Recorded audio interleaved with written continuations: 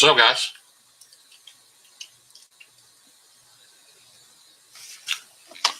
I know it's early, but Justin wasn't going live, so I just figured I'd slide right in there and take that 7 p.m. slot. So I don't know if there's anybody else that goes live at 7 or not. If Justin's not on, I typically don't watch anything. There's probably something I'm missing, though. There's so many channels now, man, that used to you could watch live stream, especially in primetime hours, every day, all the way through the primetime slots. But now I think you can watch, there's 2 going on at the same time. What's up, Drizzy, Marco, Joseph, B. Shady, Joe Isabella, Henry, Ground Fog? I don't know if we have anybody join us tonight. John said he'd be in a little late. He refuses to show up, when the show starts. He always has to make his appearance, I guess you'd say. That's all right. There's Elite Turd Burglar. We've had a lot of inside jokes in the knife community, and Elite Turd Burglar is definitely winning because we all know that that's somebody else. We all know it's somebody we know. But I haven't been able to find a soul that has a clue who it is. It's like everybody thought that they knew who Elite Turd Burglar is at one point in time. But then all of a sudden they weren't so sure, or they figured out that it wasn't them. But, yeah, this ain't keeping your shirt on weather. It's 40 degrees here, Cheeto. It is keeping your shirt on weather. It's certainly shirt on weather, buddy. What's up, Jacob Vargas? How you doing, buddy? Oh, I don't have a whole lot of exciting news this week, but I'll lie and I feel okay. Hey, somebody's here. Look at there. I ain't even talked to this guy today. What's up, man? What's going on, buddy? I wasn't even sure if you was coming or not. I never saw your reply. Yeah, I saw that you were coming on early, and I was doing some stuff, so I was trying to finish that up. But you see that? All I did was talk about it, and now we have the answer. Oh, okay. Dude, Ed, I don't know how many other people knew that, but everybody I've asked didn't know. So you totally could have rode that out for a long time. And because I would have never guessed that it was you. Was that was it EDKC or EDCK, whatever it was, 10 or something like that before? I think it's just Ed, wasn't it? No, he had numbers after. Well, because remember when they switched over to the other names? Oh, I don't know after they switched, but I know at one point in time he was just ED. Right. No pun intended. What up, Cheeto? What's up, y'all? Jeffrey Dawson. It's colder than a well digger's ass in Montana here, I bet. It only got into the low 40s here today, so it wasn't. I mean, it was all right to just have to go to the car, get where you're going. But we got a little bit of snow. Yeah. Just a dusting. Yeah, he said EDCKO10 was his handle. Okay, that's what I thought. But his screen name used to just be Ed. Yeah, but it was just blue. Yeah. And is it just me? But like every live stream I watch, it always puts either like the channel members or mods. It puts their name in blue, and I can't read them to save my life, dude. I don't know why. It just blends into the background. I can't see them. Like right now, I can see my chat on the television, same distance away, and everybody's name's in white. I can read them perfectly. But when they're in blue, I have people a lot of times that'll, say hey to me, and I want to say hey back, but I'm not even sure who it is because I can't read the name. But anyway, I don't think I'm colorblind. My eyesight is getting bad for sure, but it's just something about that blue in a black box. Um, I just can't see it. I can see it on my phone, and that's what's weird is I'm farsighted. So, my vision impairment's all up close, but I can open my phone and see who it is. But it's just on my television. The colors are just too close. I can't see it. Nice, Drew. I don't see color. No, I don't see color. I just judge you by who you are. Well, I'm going to, while you're greeting everyone and chit chatting, I'm going to put myself on mute just for a second. I'm here in case you need me, ask me a question, but I'm going to put myself on mute because I'm going to try to finish this knife. But at least turn the camera where we can see you sharpening it. Because right Well, now not, we can't see the knife. yeah, but then if I do that, then it's pointing because I have it clamped on my tail, then it's pointing straight down my crotch, and I'm not doing that. Okay, never mind that. My bad. Yeah, it's staying where it's at. So I'll be listening. If you need me, I'll be talking. I'm still here. I mean, It won't take me. Oh, go ahead. I'm just saying it won't take me long. Okay. They said there's 29 degrees out there, but 8 looked all around and couldn't find them. So much is nowhere. 8. You hit the 8 instead of the I. My phone screen is cracked, and the crack runs right through the keyboard. And I'm sure you guys see it in chat how I misspell shit all the time. But if you look, the misspelling is always the letter beside it off because I'll actually hit that letter, but because of that crack, there's kind of a glitch and it'll throw up the other letter.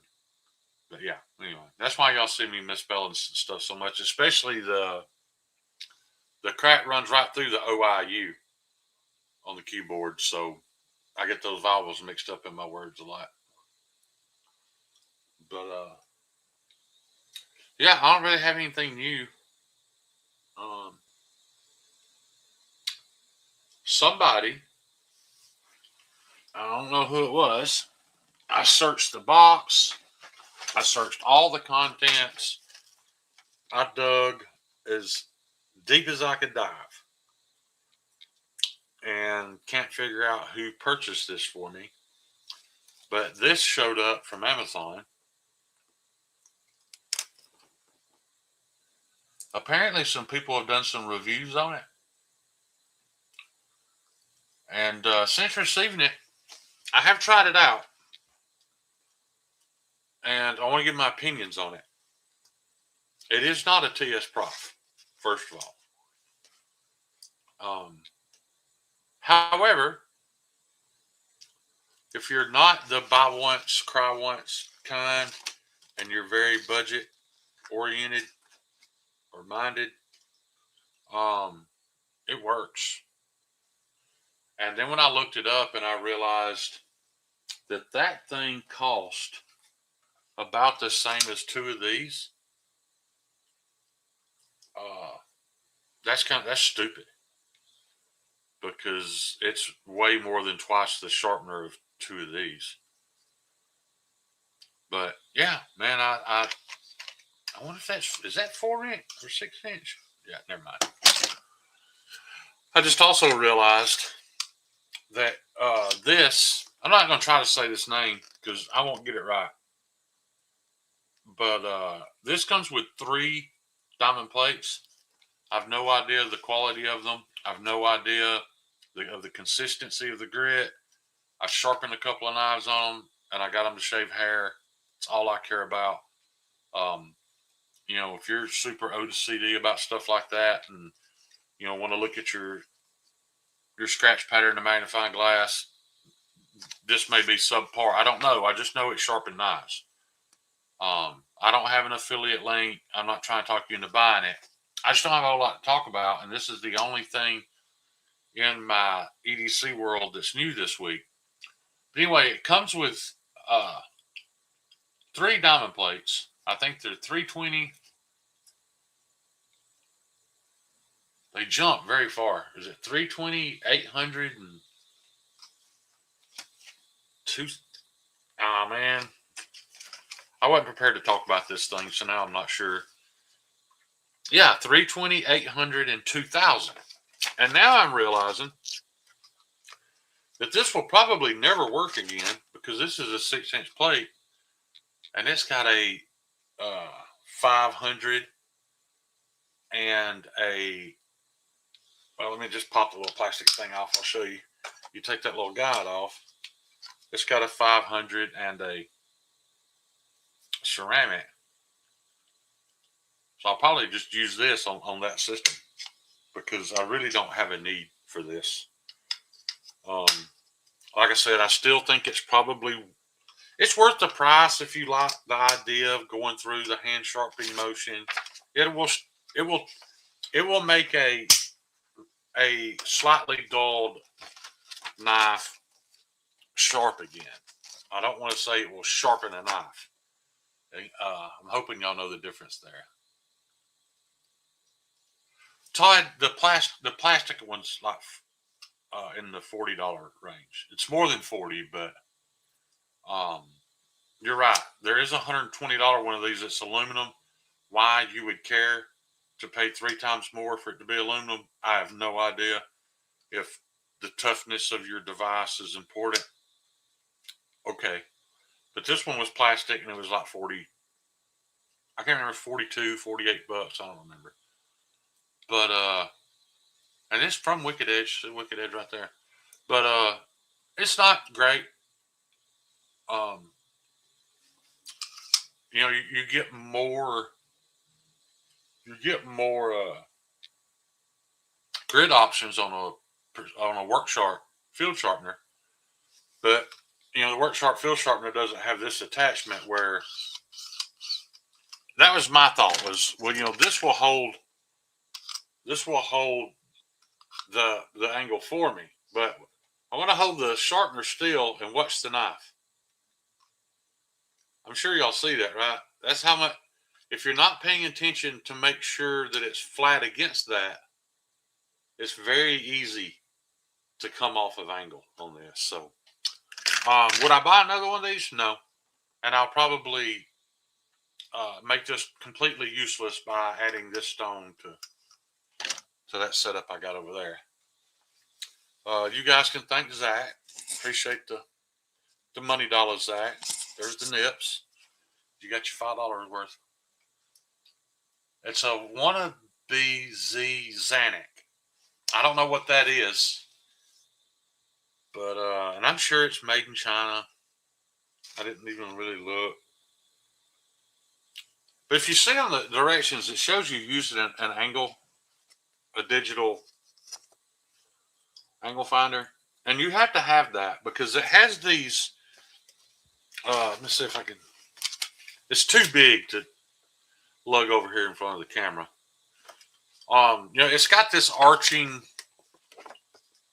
post in the middle here, and it's got granulations, little lines, but there's no numbers. And since it holds the blade at an angle, and the stone is also at an angle, you would have to put the angle finder on the blade and zero it. So no, what I'm getting at is there's no way to just set that thing to 20 degrees without having that a digital angle finder.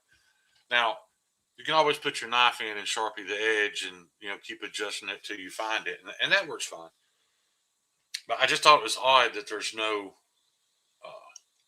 But I could be wrong, but I don't think the TS Prof says like 10, 15, 20 degrees either, because I think it has the opposing angles too. You just have to be smarter than me to make that work right. But gosh, what a nice pause on your meat helmet. But yeah. So this I think was a little bit gimmicky. I did try to sharpen some knives with it. I will say the abrasives wore out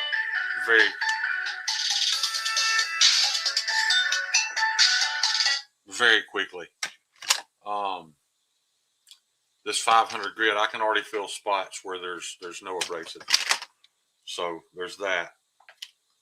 But let me handle this, guys. I'm sorry. I'm back, Shane. If you need to take that. I don't need to take the phone. I just need to text them. Okay. Sorry, this first stone's loud. That's why I've got it on mute. Oh, I got you. So anyway, I wouldn't buy this like if you already have a Work Sharp field sharpener. I would probably still buy the Work Sharp field sharpener over this. So that's kind of my long-term review. I feel like the abrasives wear out just as fast as the Work Sharp does. So y'all know that's not very good because they both wear out too fast. And with this, you only have the one diamond plate. Like I've got two field sharpeners that the fine stone is wore out on. However, I haven't thrown them away because, you know, in my bug out bag, the rough side of my field sharpeners are still like brand new, so I could use them. Is what I'm getting at. So yeah, the Work Sharp is still the better product than this. And this Zar. Did you ever say how this was pronounced? Cal. It's Xarilk. Zarilk. I don't know. I don't know 100%. But do I think it's worth $98? Yeah, I think so, because this is in the 40s. So for double the price of this, and this is big, guys. This thing, when you get it, and it don't take much to put it together, but I think like it's about the same size as that TS Prof, but and it's almost kind of deceiving when you're watching Kyle use it on screen. You need a couple foot circle, maybe a 3 foot circle, to be able to operate that thing and not be banging against shit. So yeah, $98. I think it's worth it. Is it a TS Prof? No. Are the plates any good? I don't know. I've used them on a couple of knives, and it did okay. So I'm sure they'll wear out pretty quick. But and another thing about this, your aftermarket stone holders, like we all bought for our Work Sharp Precision Adjust, do not work on this.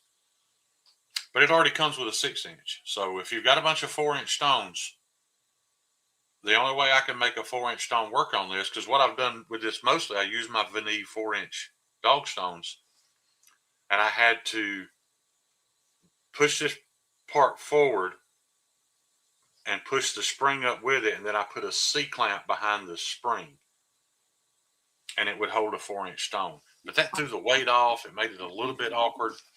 I'm just letting you know that you can't use like that nice aluminum, that $30 stone holder on True Grit doesn't work on this. Imagine that. Ghettoifying a brand new item. That's not Alabama. I don't know what it is. Well, it's because, you know, I have those Venetian 4-inch stones and they wouldn't work. And you'll have stones next weekend. I know. I wanted to see if I can make it work, and I did. I'm just letting y'all know, don't buy this thinking you're going to be able to use your holder, because you can't. And I'm sure these abrasives are probably made in the same Chinese factory that these are and the Work Sharp are. I'm sure they're not going to last very long. So, but you can use a 6-inch stone with it. Steve, I thought you was at dinner, man. And I didn't send you that message like want you to fix it right this minute. I just thought it was funny. In case y'all noticed, I've got D up there. I couldn't find my Edgy logo in the StreamYard when I got on, so went with that. By the way, Shane, the EDC trap, you're not John Wick.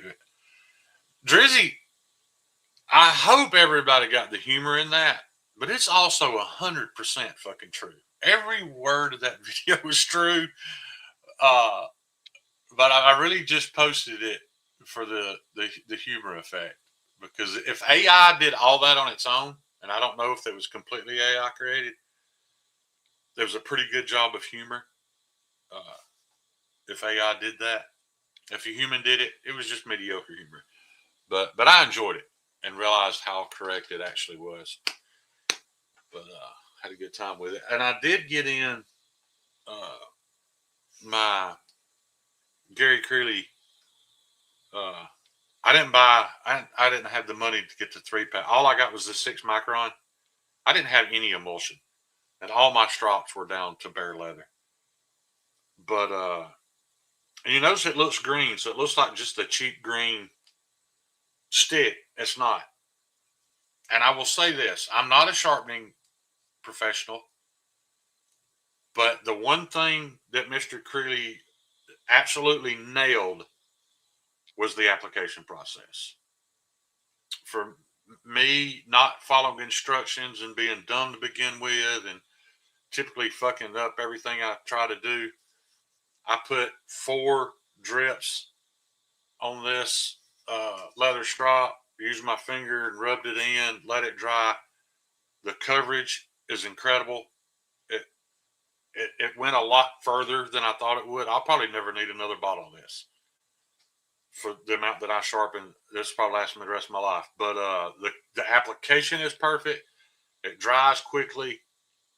And this being 6 months, you can hear this cutting. Like when you strop with this, you can hear it.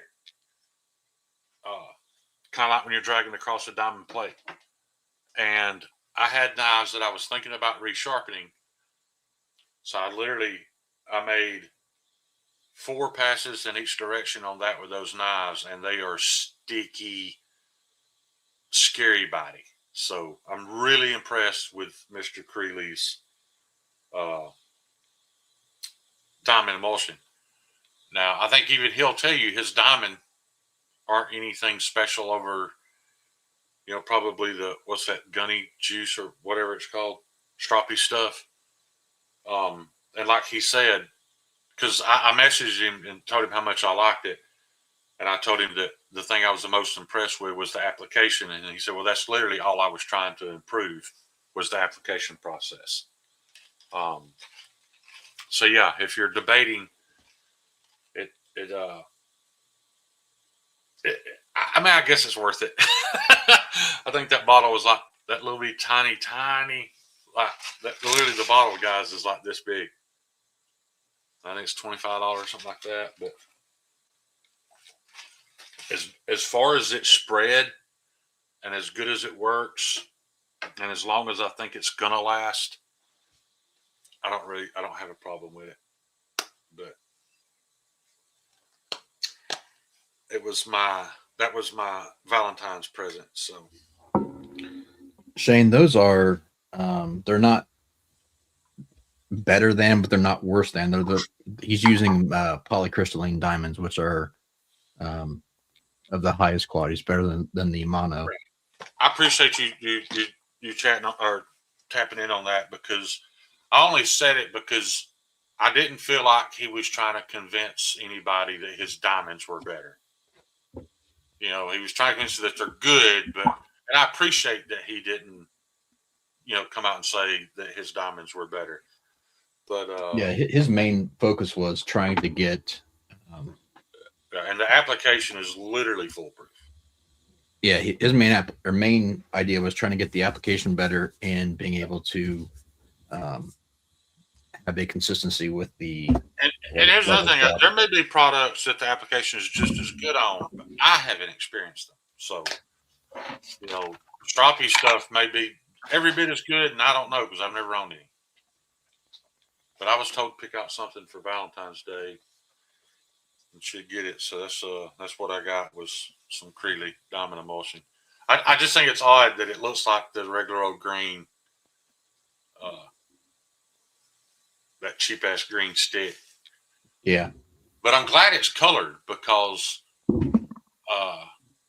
he said each one's a different color, and that makes it really easy for you to just look at the strop and know which one to grab. That's what stroppy stuff is like as well too. Is it? Yeah. Todd, even then, like I've got that stuff and it lasts forever. I mean, it's hard to give up the ghost with that stuff. Yeah. So I've never owned any stroppy stuff. I had some, whatever it is that Gunny makes. What is it called? Gunny Gonna juice. do. I had some Gunny juice, but uh, I think I put it on a poor quality strop. It was one of those bigger craft or whatever, and the leather almost looks like black rubber, and it just seemed like it fell off. Where I got this strop Tell from, me if this is loud, by the way. no, it's not loud. Okay. I got this strop from OCD for EDC. A community member makes it. It's excellent. It's a little big. It's absolutely, but I really like the leather on this because it has just a tad bit of texture. I wouldn't call it fuzzy, but it's not slick. So it seems like the emulsion, and that's what I was worried about. I was like, man, this bottle's so tiny, and this is a little porous. I may not be. I was actually concentrated on one end because I was concerned I wouldn't be able to cover the whole thing. But that wasn't an issue. But I like a little bit of texture on a strop because, like I said, when I put my Gunny juice on one of those cheap, slick black leather ones, it just seems like as you drag across it, you're just sweeping the diamonds off. It's like there's nothing there to hold it. See, I'm the opposite. Nothing says love like diamond emulsion. You're right, Marco. I couldn't Well, think of anything else. Actually, she had made the offer before Mr. Cootie was talking about his stuff, so I hit her up. I was like, "Hey, I know what I want for Valentine's Day." I like a firm strap. I don't like a lot of give in it. So we don't have much give. It's just got a little bit of, like, you can see a little bit of texture to it. It's very minimal, but it seems like it holds on to the diamond better. I've started going to, for my finishing. I really like oak. Yeah.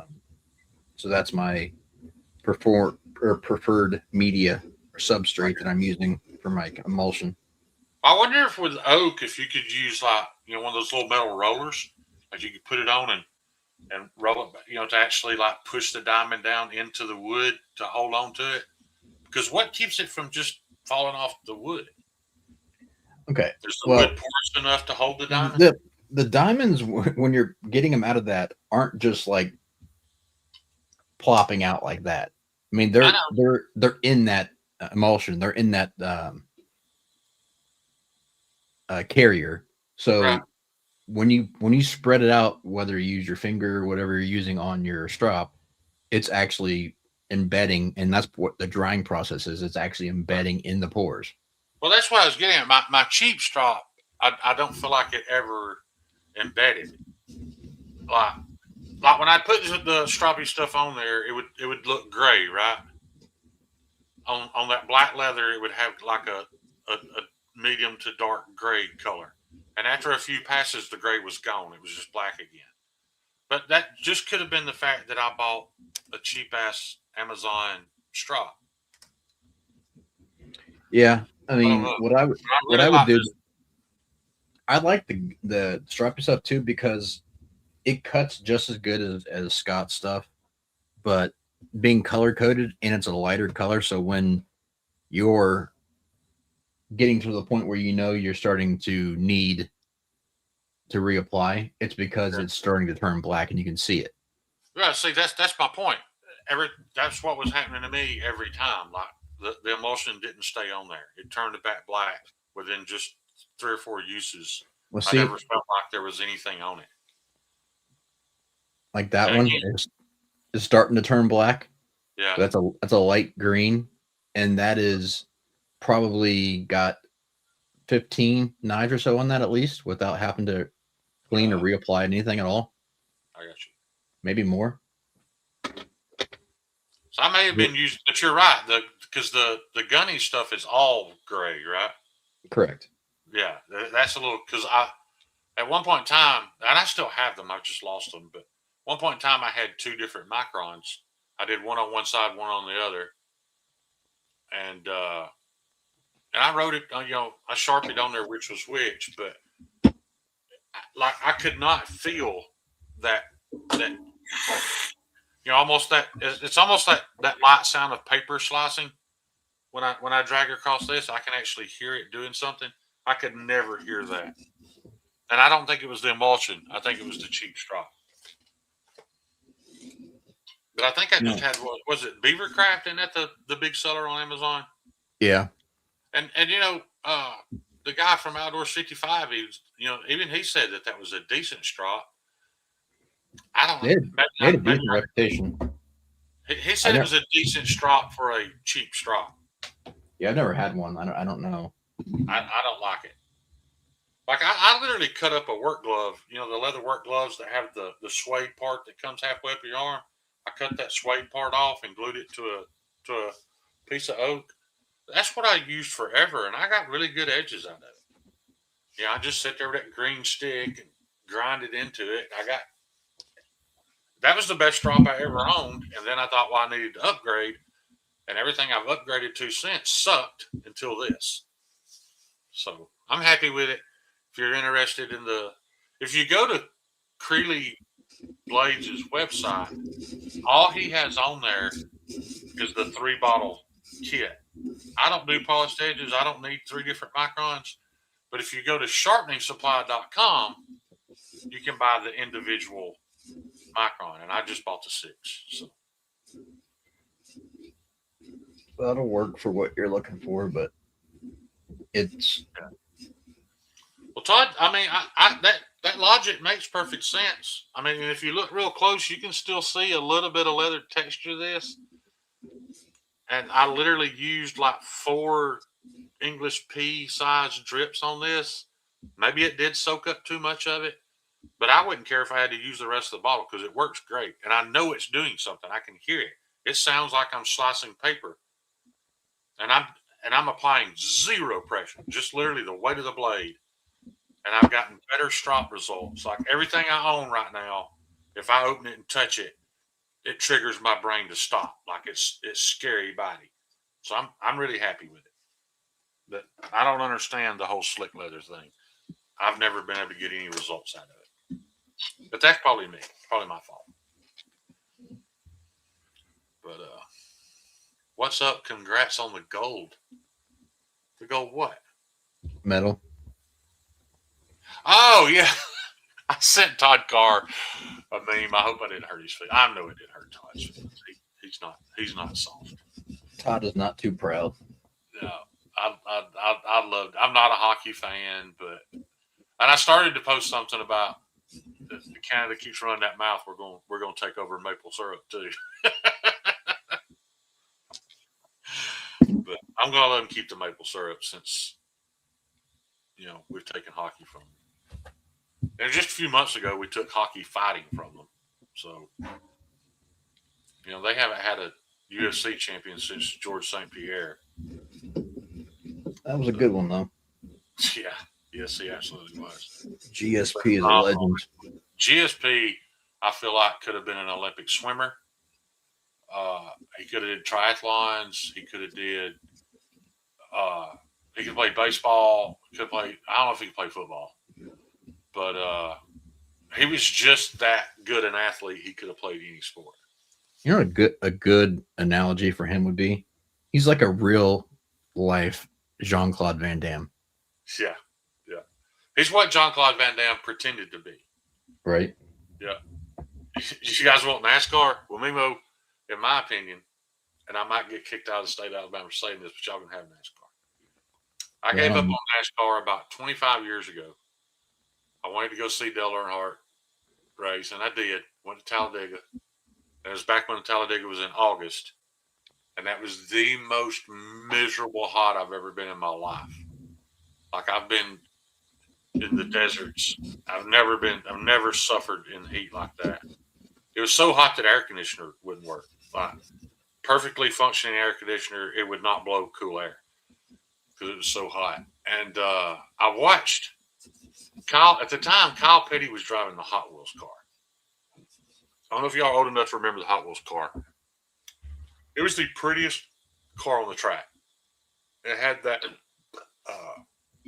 blue and red, like anodized looking paint. It was beautiful.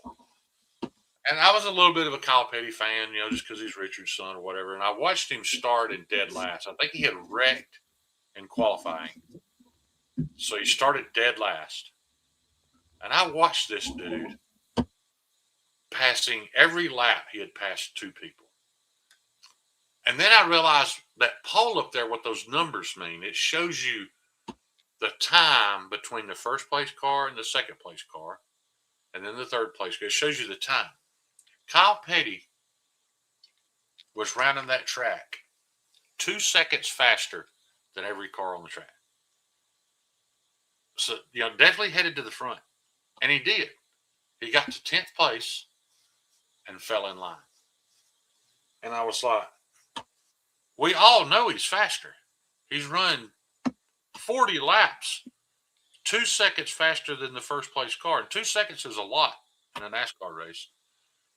So I'd ask an old timer, I was like, why would he do that?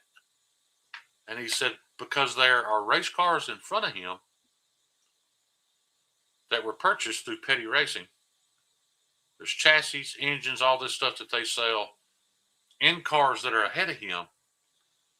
And he can't pass them and beat them, because if he does, how mad would you be if you bought your race car from a guy and he come out there and beat you on Sunday?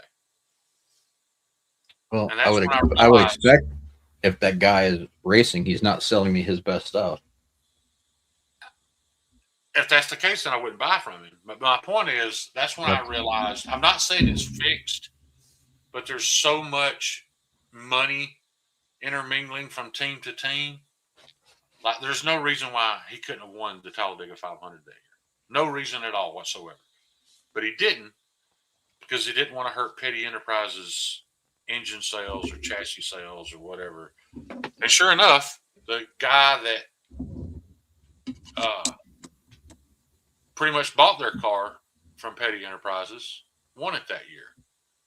I'm pretty sure it was Michael Waltrip, because I think Gordon and the guy in the Budweiser car ended up hitting each other like last. I don't remember the outcome, but that's when I realized that it's not really a sport. Like, if money and sales can decide whether or not you try to be competitive or win, then I don't want to be part of it. Now, his tires weren't wore out. Like, after I brought it up, we all paid attention. He didn't have to pit any sooner. Gas wasn't an issue. He just fell in line because there were 2 or 3 cars ahead of him that probably actually paid his bills, with the stuff that he sold to those teams. So, he couldn't make them look bad. And now that they've got teams, like guys helping each other, I just miss the days of Earnhardt, flipping you a bird and wanting to fight in the pits. You cross some imaginary line that he had drawn and putting you in the fucking wall if that's what it took to win. That was NASCAR. You don't like to shake and bake? Yeah, this going on now is just it's just it's like most of our YouTube knife channels. You're probably not getting the whole truth because of money. It just is what it is. But it is still entertaining sometimes, I guess. But I don't know that I could name 3 NASCAR drivers right now. I couldn't. I watched parts of the truck series just because Cletus is racing, and I think Cletus could save NASCAR, just because he's going to bring so many young people's eyes to a sport that they may not be watching. So that's very smart. If they start letting Cletus be competitive or even letting him win, it's smart, because it's mostly a sport. The majority of its fans are starting to age out a little. Yeah. Like when I was bass fishing, I remember I'd show up at tournaments, and I was in my 30s. Guys, I was one of the youngest guys showing up for these FLW tournaments and even the local tournaments. It was all old men, and there were 3 or 4 guys my age. And I remember them old guys were all the time talking about, man, if we can't do something to get young people fishing, this is gonna end. It's gonna die. And they did. within just a few years, all of a sudden you started seeing college fishing teams pop up, and then high school fishing teams pop up. Now the high school fishing teams are funny because they're not completely fair. Because if your dad is a tournament fisherman, you're probably going to win because he can take you to his spot and put you on fish. And the dad has to be in the boat because the high school teams here cannot drive the boat. They have to have an adult drive the boat. I've never heard of such thing as a Yeah. high school fishing team. Yeah, we got high school fishing teams here. That's crazy. Absolutely. They get sponsors and everything. They're not allowed to make money, but they can cover their costs. But like I said, the kids that are winning are the sons of the same guys that are winning. Because fishing, if you fish between Wise Lake Dam and Henry Neely Dam, this stretch of the Coosa River, all the greats, Kevin Van Dam, they'll all tell you, this is a very productive body of water, but it's also the hardest body of water to paddle because the dams at both ends are constantly open and shutting, so the fish are constantly moving. Like if you're not on the water every day and you're testing where are the fish at in the morning, where are they at in the evening, where are they at when the dam shuts off, where are they at an hour before an hour after the dam shuts off. You have to track all that to be able to be on fish and even place in tournaments. So these kids who have dads that are good fishermen are the ones winning the high school tournaments. And then in turn, they're getting college. They have scholarships for it. They're getting college scholarships to go to college and bass fish. That's crazy. Yeah, but it's great that somebody figured out a way to get young people into the sport. And now I can drive through Hortons Bend and I'm just as often I'll see 2 16-year-old kids out there flipping a jig under the piers as I do old men. And used to it was all old men. Oh. Yeah. Jason Horton, I'm sorry to dox you. KDS Garage, we graduated high school together. Damn it, Shane, you can't ever stop doing that, can you? I know. But he said his friend that owns a yogurt shop, and I know who he's talking about, is a fishing coach in high school. I don't know if those coaches are getting paid yet. They may be by now. But it's really grown. I'll be paid by the school athletics department. It may be. Flipping a jig. Jason, I could be wrong. I feel like I know you pretty well. But I'm going to guess that you've probably never flipped a jig off the front of a bass boat. So that's just my guess. But it's weird how you went to high school with people and you had impressions of who you thought they were. And then years later, you find out you were completely wrong. Like if you had told me that KDX Garage was racing dirt bikes back then, I would not have believed you. I'd had to seen it to believe it.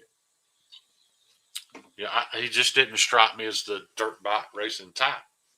I would have never thought that. But aren't you a little Mr. Judgmental? I am. We all are. I know. I'm just giving you shit. Yeah. I know, but I'm glad you brought it up because that's something we need to get over, dude. We all do that. It's human nature to judge someone immediately when you see them, and your judgment might change a little bit after having conversations with them. But that's who we are. It's what we do. Yeah, I've said this before. Probably 10 years ago. Yeah. You and I would have not been friends. Right. I get it.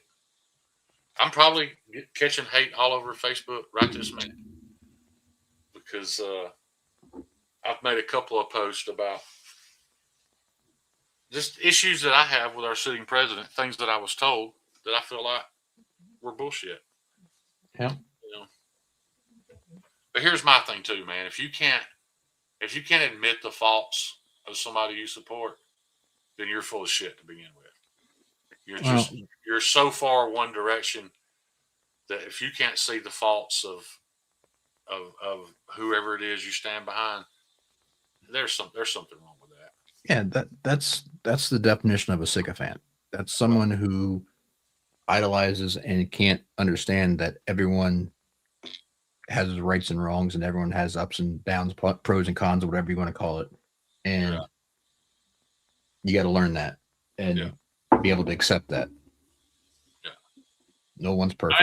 In my opinion, if let's say if whether you're a Republican or Democrat, I'll just use Republican. If you're a Republican and all you post is anti-Democrat stuff, and then I post a truthful issue that I have with the Republican Party, and you get mad about that, I don't even think you're a Republican. I just think you're an idiot. Like you just want to pick a team so you can argue. Is how I feel. So at that point, I kind of ignore everything else that you say. But yeah, I understand. I don't know if we need to. Oh no, we're not going to go any deeper. That's enough. Okay. But anyway, just trying to.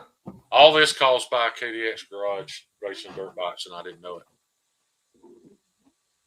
I got my Black Diamond hat on. I really like this hat.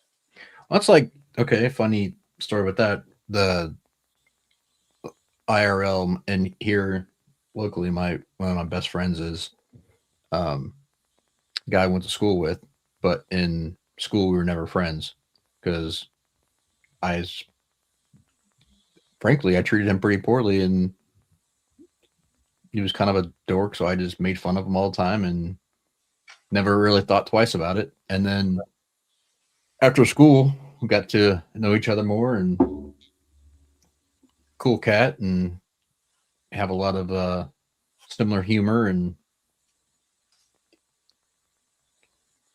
it happens.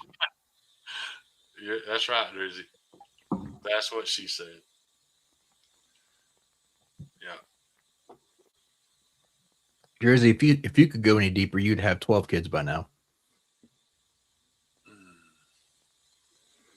Thank you for doing a Google search of what the word meant, Jeffrey. I didn't know, so thanks, Jeffrey. I just nodded my head, assumed Kyle was right, but I wasn't sure exactly what it meant. You had to have known that or heard of it. Yeah, I couldn't have told you the exact definition though, but I knew what you meant. Mostly based on the, context of the sentence. Yeah. But I guess that's my EDC stuff for the week. I figured Kyle would get mad about me talking about it. But, yeah. If you don't have the money and you don't want to save up for it, is this worth it? I think it is, but you do have to buy a $20 digital angle meter to be able to just like set it up at 20 degrees to begin with. You can always use a Sharpie to match the factory angle, but if you want an exact angle, you're going to need an angle meter to make this work. And like I said, I'm going to be willing to bet that those diamond plates are as shitty as this one was. This one didn't last as long as the Worksharp ones to me. That's just really, yeah. No, dude. I've sharpened 3 or 4 knives on this, and there's already spots that are slick. That's crazy. Yeah, I mean it was just 500 grit to begin with, but I say slick. It's not aggressive at all. It doesn't make a sound when you use it anymore. But I did get to try that 60 grit. Yeah. Holy shit, dude. I used it at the shop the other night, and they literally stopped playing cards and turned around and said, "What are you fucking using? A file?" Like it was echoing the sound. Yeah. It was drowning out the conversations in the room. But that Medford that I had struggled with, literally within 30 seconds, I had a burr. A big snaggletooth burr hanging off that blade. That's why I always tell you if I'm going to do sharpening here that I'm muting myself on the first stone because it's so loud. Yeah, dude, that thing is wicked. Yeah. Well, that's the one I just finished up. If you guys have ever had an issue, boy, it looks good. If you guys have ever had an issue with an angle change or getting a burr, that 60 grit Poltava is absolutely worth every penny. And Kyle's right, because after that, it takes like 2 minutes per stone. Like it just speeds every aspect of it because you don't have to work with the 240 very long. You don't have to work with the 600 very long. Like, like 5, 6 passes, you've got a burr each grit. Now, like I said, I'm not going in with a magnifying glass looking at scratch patterns to make sure they're perfect because I don't care. That's what Are you making fun of me? No, no. You just, Just you asking. care enough about it to chase it, and I don't. That's why I let you do. That's why I let you do most of mine. These guys that I sharpen for the shop, they don't give a shit. If I can shave the hair off my arm, dude, they are fucking mind blown because the knife has never done that since they've owned it. But Nice. I am shocked at how many of them have nice shit. Really shocked. But they've all ordered knives from me. But I mean, we've got. They seem to be a lot of them are in OTF, so there's a lot of microtechs floating around the shop. That goes back to your John Wick comment. Yeah. But now a couple of those guys down there, I'm not going to say it's John Wick, but they have some skills. If I'm in a bad spot, I want them on my side. I'll say that. There's a couple of legit badasses amongst that group, but well trained. Yeah, got some skills. Yeah, but what's up, Aiden? And even the average guy, like one of them, I know this guy only owns one pocket knife, and at least he's got a 20 CV Kershaw, U.S. made Kershaw, so that's not bad. Nothing wrong with that. For someone who's not in the hobby, it's not bad. Yeah, I mean that could be a one and done knife, especially when he's got me to sharpen it for him, because it's not going to hold an edge as long as. But I am shocked that I don't think there's any other. Zach owns a Spyderco, but he carries a Benchmade OTF. It's not the Infidel. It's a bailout.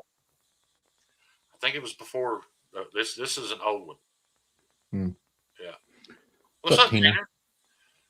Tanner, I've been blind, buddy, and I've carried off all my non-tinted reading glasses to the shop. So this is what I have here. Shootout.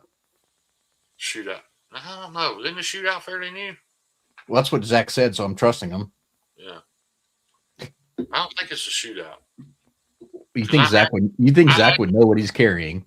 Yeah. Well, another guy at the shop had a Benchmade, and I sent Zach some pictures of it because the story screams clone. He just bought it, but it's a silver Infidel. I sent Zach pictures, and he said, he couldn't be sure without having it in his hand, and I assumed that would be his answer. But Zach, you never commented back when I told you that one of the other guys owns an Infidel, and he said this Infidel doesn't fire near as hard. He said it fires a little lazy, and but he bought it at trade day, which is typically a dead giveaway, other than the fact that this particular guy didn't have. Hell? It just blocked me from commenting. It's done that to me a couple of times on other people's channels lately. No, I mean in StreamYard. Oh, I don't know. Well, anyway, Zach, I got your package for Todd. I appreciate it. Thank you for the stuff in there. But he bought it at trade day for $50. And I was like, dude, it's got to be fake.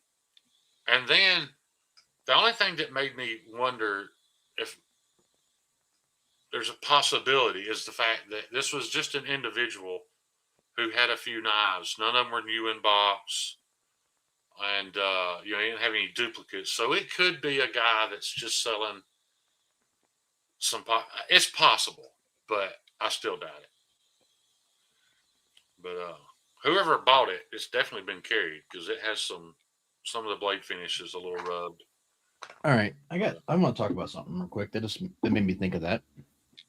Knife related. Yeah.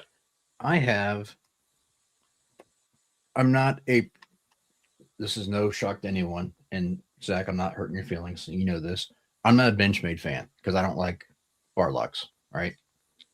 So I don't really pay attention. Plus, I'm not a fan of their pricing structure. However, it doesn't warrant the price increase, but I will say their new boxes are phenomenal. Way better than the ones before. And John can eat a dick because they don't take up that much more room. You can still put them in the counters, and you don't need to have all your boxes in your countertops. So these are very, very nice. And I appreciate that. It's not adding that much money to the packaging, and they don't need to charge that much more for this packaging. Yeah. But it's a nice touch. And it is. The boxes are nice. I think that it's not going to see, Josh. It's not going to. Josh is here. I didn't see there's. I just saw it now. I think it's not going to lessen the blow of the price increase, but it's a nice touch as far as upping their brand. Somebody told me that the Grip Tegan's up to like $170, $180 now. I don't know that. I have not priced them. That's stupid, man. And the only reason I say that is even if they kept it at 154, I think for Benchmade to have the Grip Tegan as their base achievable knife, it will lead to more people buying Benchmade, because somebody interested in 940 is not going to buy the Grip Tegan instead because it's cheaper. They're just not. That's not how Benchmade people work. I think it would be really smart for Benchmade to keep the Grip Tegan. And like I said, don't care what steel it is, 154, S30, whatever, to keep it obtainable for the entry-level Benchmade guy. Kathleen is the old page. Kathleen would know. You can't say nothing on a live stream Kathleen don't catch. Hey, Kathleen, how you, dear? That I didn't know that, but the bag's a nice touch too. But I mean, I'm never going to use it. Once I take it out of the bag's never getting used again. So yeah, I've got Benchmade bags. I find them every now and then looking for shit. If you ever buy a used knife from me, you can guarantee you're not going to get the box, the bag, none of that stuff. I just don't do it. What's up, Terry? I seen Ian G was in here though, man. It's good to see you again, Ian. I miss you. I didn't see him. What's up, Ian? Yeah. Let's see him eating around. It's like he moved, and ever since he's moved, he hasn't been as active in the community, and that's probably a good thing. Maybe it means he's doing more important stuff with his life, but. I miss him on live streams, man. That dude's funny. Had some interesting stories over the time. Yeah. That is for sure. Yeah. It's weird how people come along and they all have their moments. You know, like, I don't know. It just seems like I can be in chat with the same person for 2 or 3 years and just all of a sudden they'll become funny. I don't know if they just finally let their guard down or what it is that happens, but it seems like everybody's had those moments, those mic drop. Yeah. Yeah. Walk off, knockout, funny moments.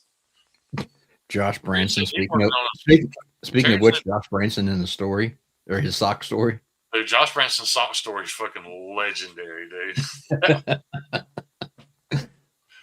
Yeah, that Josh Branson's sock story by far beat out my ping pong ball story. And I didn't think anything would ever top the ping pong ball story. But Josh did.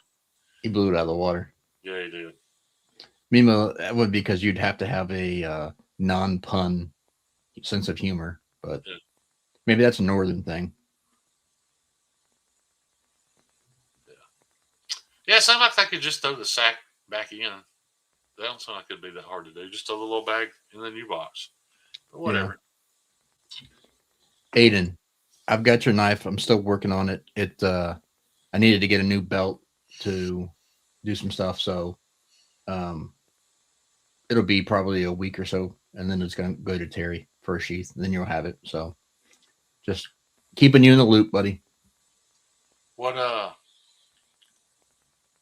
Zach, will you confirm that? How much is a base model Grip Tegan now? But I think when I bought mine, it was either $98 or $107, and I had it for an hour, and the action was super stiff, so I backed the screw off just a hair, enough to get the action to work right, and the Omega spring. It didn't break; it popped out, and I sent it back. And What's up, everybody Henry? told me you should have got a Hogue. You should have got a Hogue. But I'll say this, man. I don't know. I love Hogue as I love the idea of Hogue, but at the same time, I've never no Hogue I've owned or seen has ever really excited me either. Same. My, I like the fact that they're manufacturing here and they're doing yeah, some decent stuff, but I yeah, don't I like think they do a any of good their job. design. I've never held one that I liked. Yeah. Well, I won't say I didn't Hogue one I like. Like I like my RSK, but y'all remember back when I was doing reviews, I used to talk all the time about how a knife made me feel. A Hogue has never made me feel anything. Nothing. The Benchmade Contigo made me feel like a Delta Force guy when I carried it, even though I'm not. The Crooked River makes me feel a little nostalgic and uh, a little more country than I even am. Damn it, Dawson. But and that's how knives end up staying with me. The knives that give me a feeling I end up hanging on to. But Jeffrey, I meant a surface conditioning belt, not a belt for the pants. 170, now they're 175. but this my RSK is custom though. I think it's laying there. No. Zach was saying 170, 175 for the grip. Yeah, I mean, I'm not even one to complain about Benchmade's pricing that much. I understand the complaints, but at the same time, they don't have a problem selling knives. But I think it would just be a great idea if they kept the grip team because it's such an old model. I think it'd be awesome if they kept it as an entry level knife. Because you got people who want to own a Benchmade just so they can say, "Yeah, I've got a Benchmade too." And I think Speaking the of, grip team would be great for that. I'm Just, speaking of which, I'll call it out too when it's outrageous. But what do you remember? Because on your Sage, did you get the G10 or the lightweight? I got the lightweight. Do you remember how much it was retail? I honestly don't know because I paid cash to Justin Ford at Blade Show, so I don't. I know what he charged me, but I don't know what the retail price was. Well, text that to me, I don't and know if he.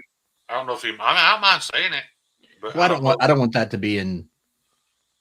Yeah, I mean it wasn't cheap. Don't get me wrong. I ain't got my glasses on, so I can't even see it. But that's my custom dented G10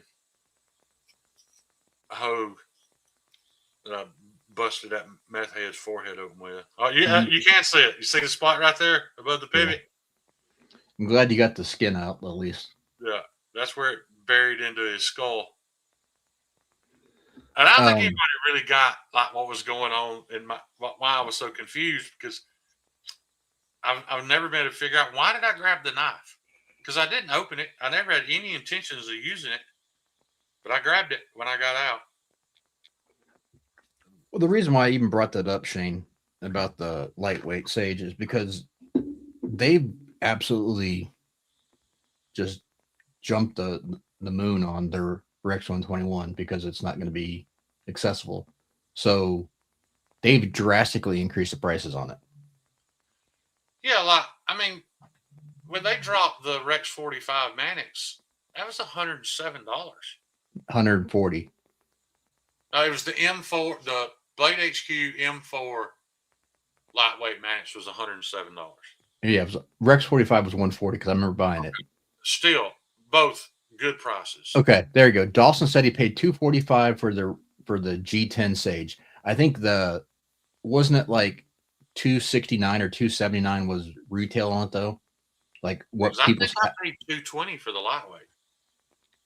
Well, anyways, Or the G10 now is like 330. Yeah, that's a bit much. And then the new Sage 6 is coming out in Rex 121 is like 400. Wow. In G10. Yeah. They lost their damn minds. Yeah, that's a bit much, man. So it's not about one company. I'll call it out on any company. I think I understand that it's going to be scarce, but still that drastic of a jump is crazy. Yeah. I agree. I Because agree. it's not like they just all of a sudden bought new steel and it's costing more. They've had it. And Well, they P knew and it was going away. W said stories like that make me appreciate that I'm mostly a budget collector. Dude, there ain't nothing wrong with that. I don't think I've ever been happier than when I was a budget Chinese knife collector, in all honesty.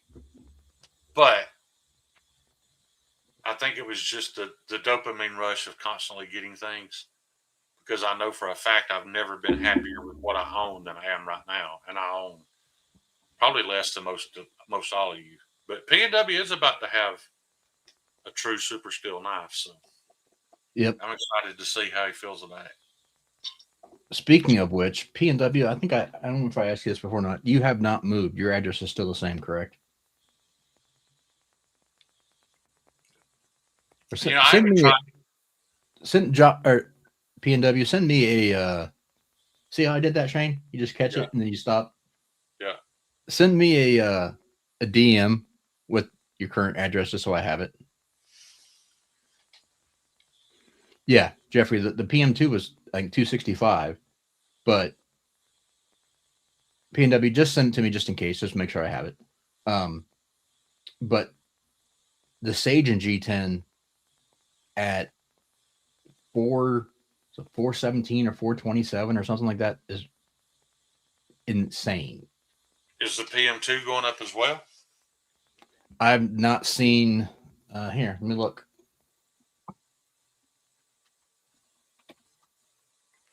What's up, Luke?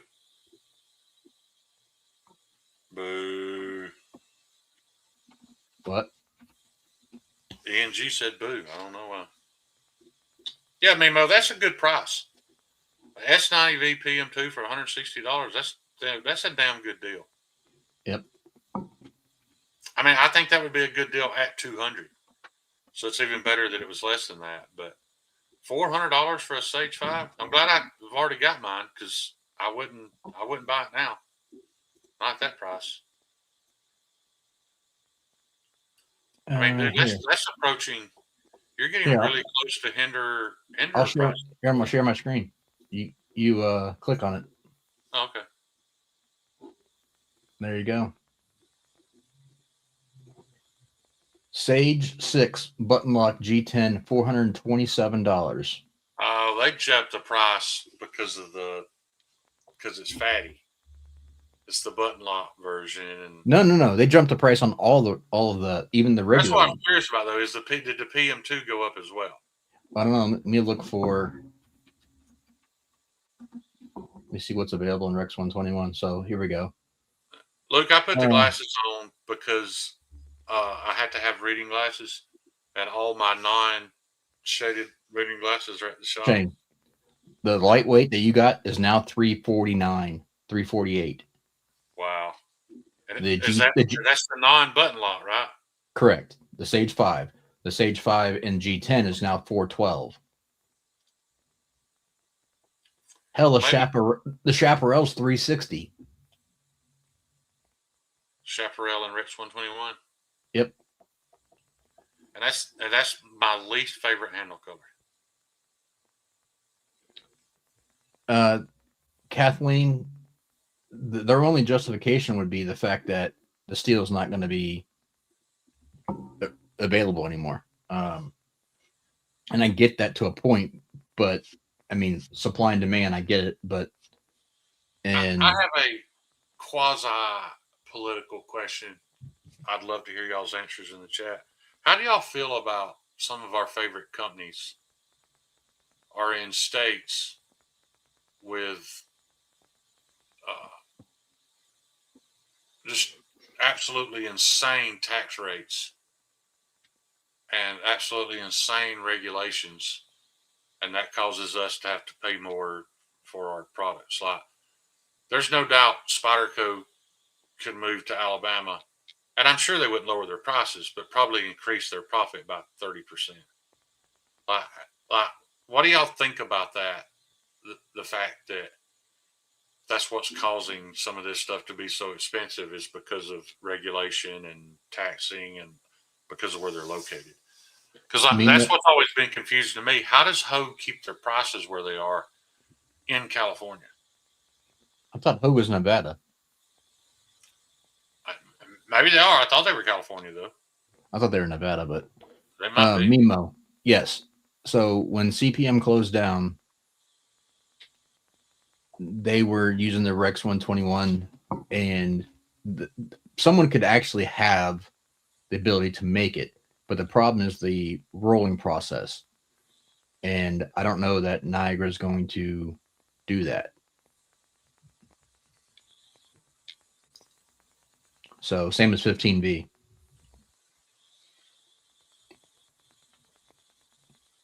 That's weird, man. My chat on my television and the chat on StreamYard are completely different,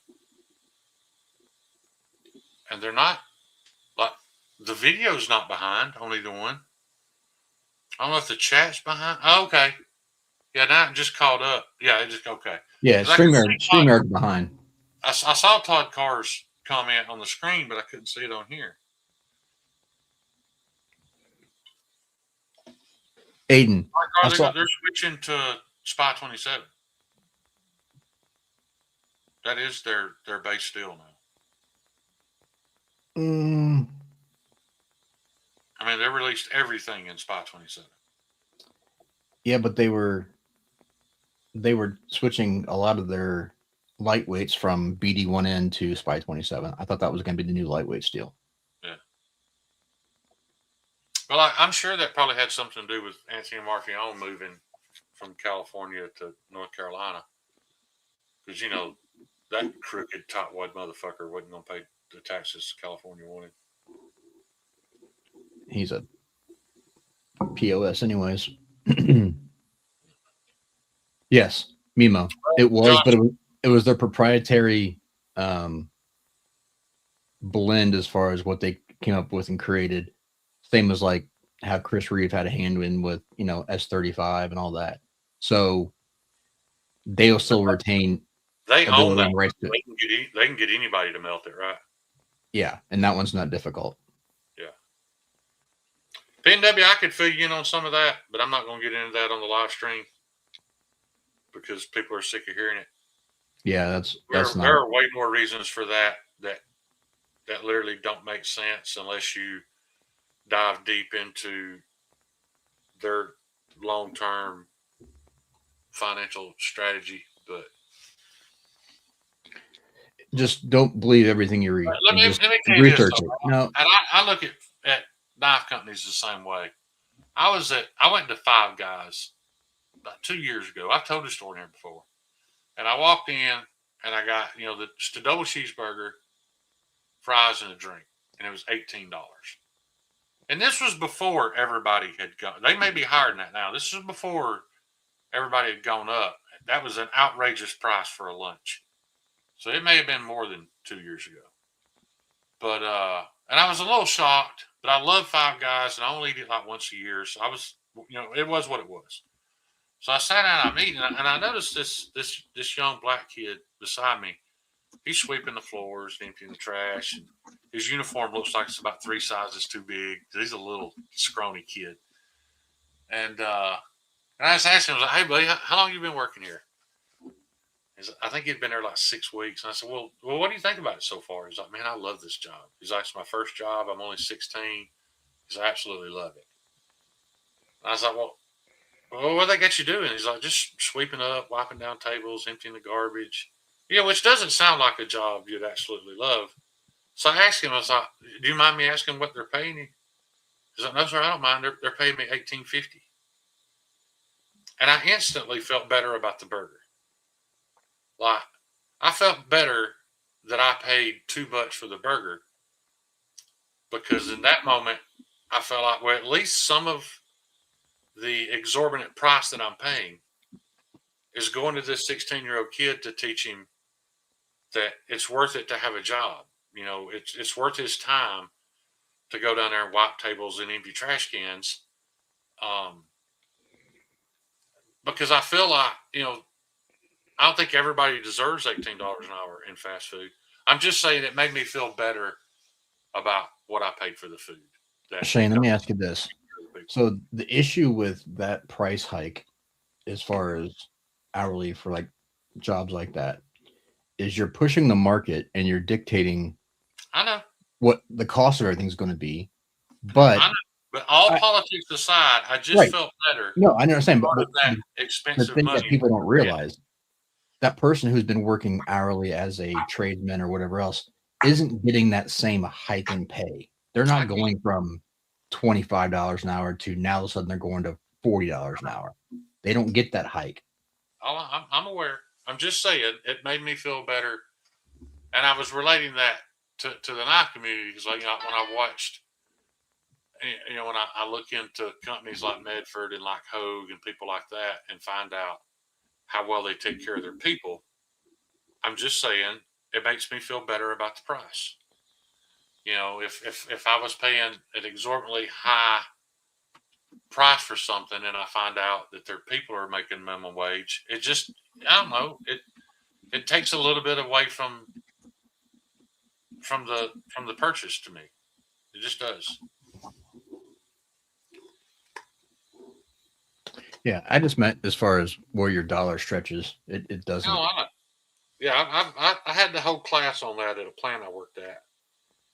Um, and like I said, I've always really appreciated that place. It's called SIP, Stay in Place. They make the pans that they pour concrete in.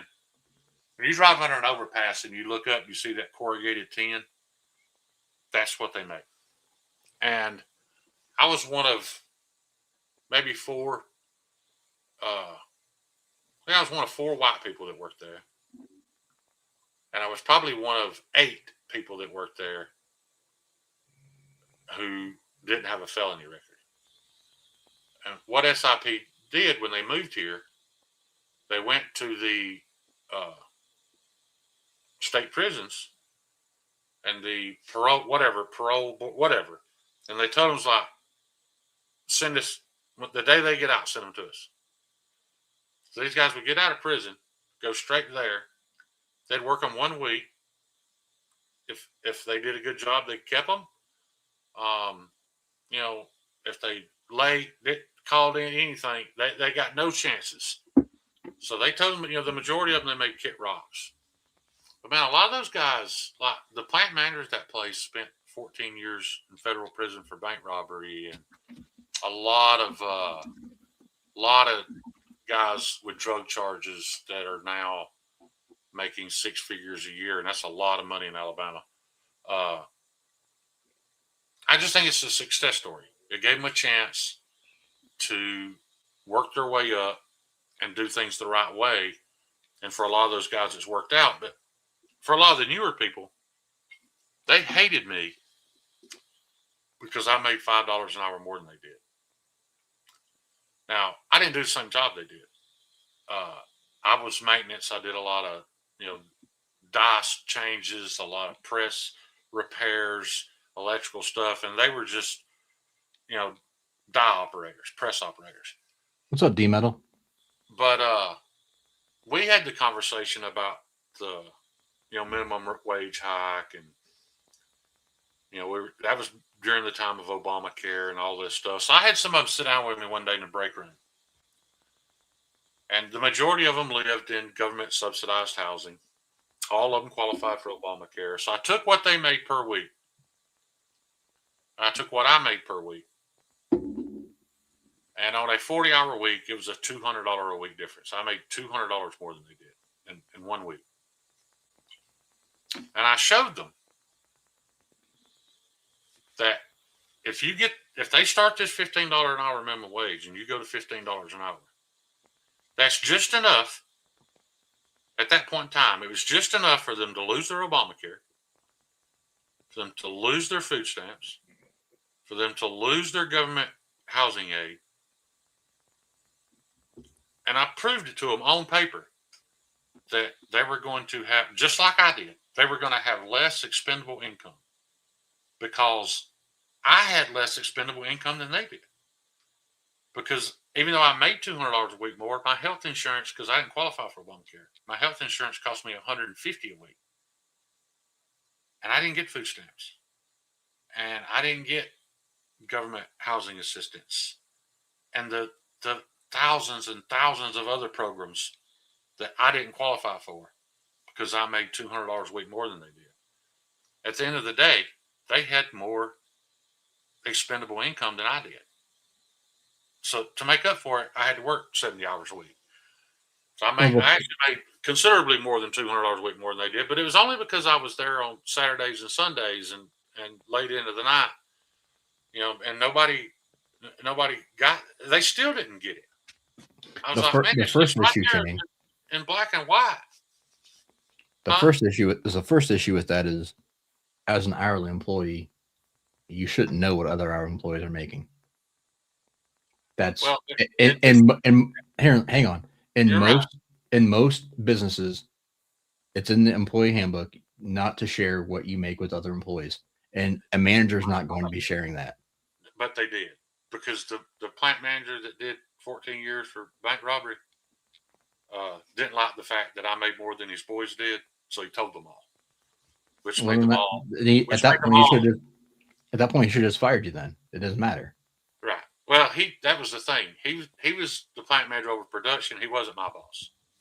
Well, it doesn't matter. Yeah. So there was a lot of hate, because I made $5 an hour more than they did. What's up, But at Paul? the end of the day, they had more expendable income, and you could tell it. They had 20s on their car, and I didn't. They could afford high dollar weed every week, and I couldn't. So, No, Terry, you shouldn't. If it's in the handbook, you shouldn't. Yeah. That's grounds for termination. Right. And again, it made no sense either because if you'd sent them over there to rewire a panel box, they'd have probably killed themselves. You know what I'm saying? I mean, I worked for these guys for 2 years. I can promise you, they would have killed themselves or someone else if they tried to do what I was doing. I made more money because it was a higher qualified job. Jesse, I agree with the theory of unions, and they were good when they first started, but now they've turned into just corrupt machines that have absolutely stifled our production, manufacturing. The union is 100% the reason why Gulf State Steel and the Goodyear plant here shut down. 100%. So when you tell a guy all he's got to make is 100 tires a week, even though in a 40-hour week he's more than capable of making 500. When you tell him all you got to make is 100, and he'll come in and work for an hour, and then fuck off for 7 because he can get away with it, you're going to run that company. You're going to close the doors, and that's exactly what they did. Those unions fought for those guys not to have to do anything so hard that they didn't do anything. I would have shut it down too.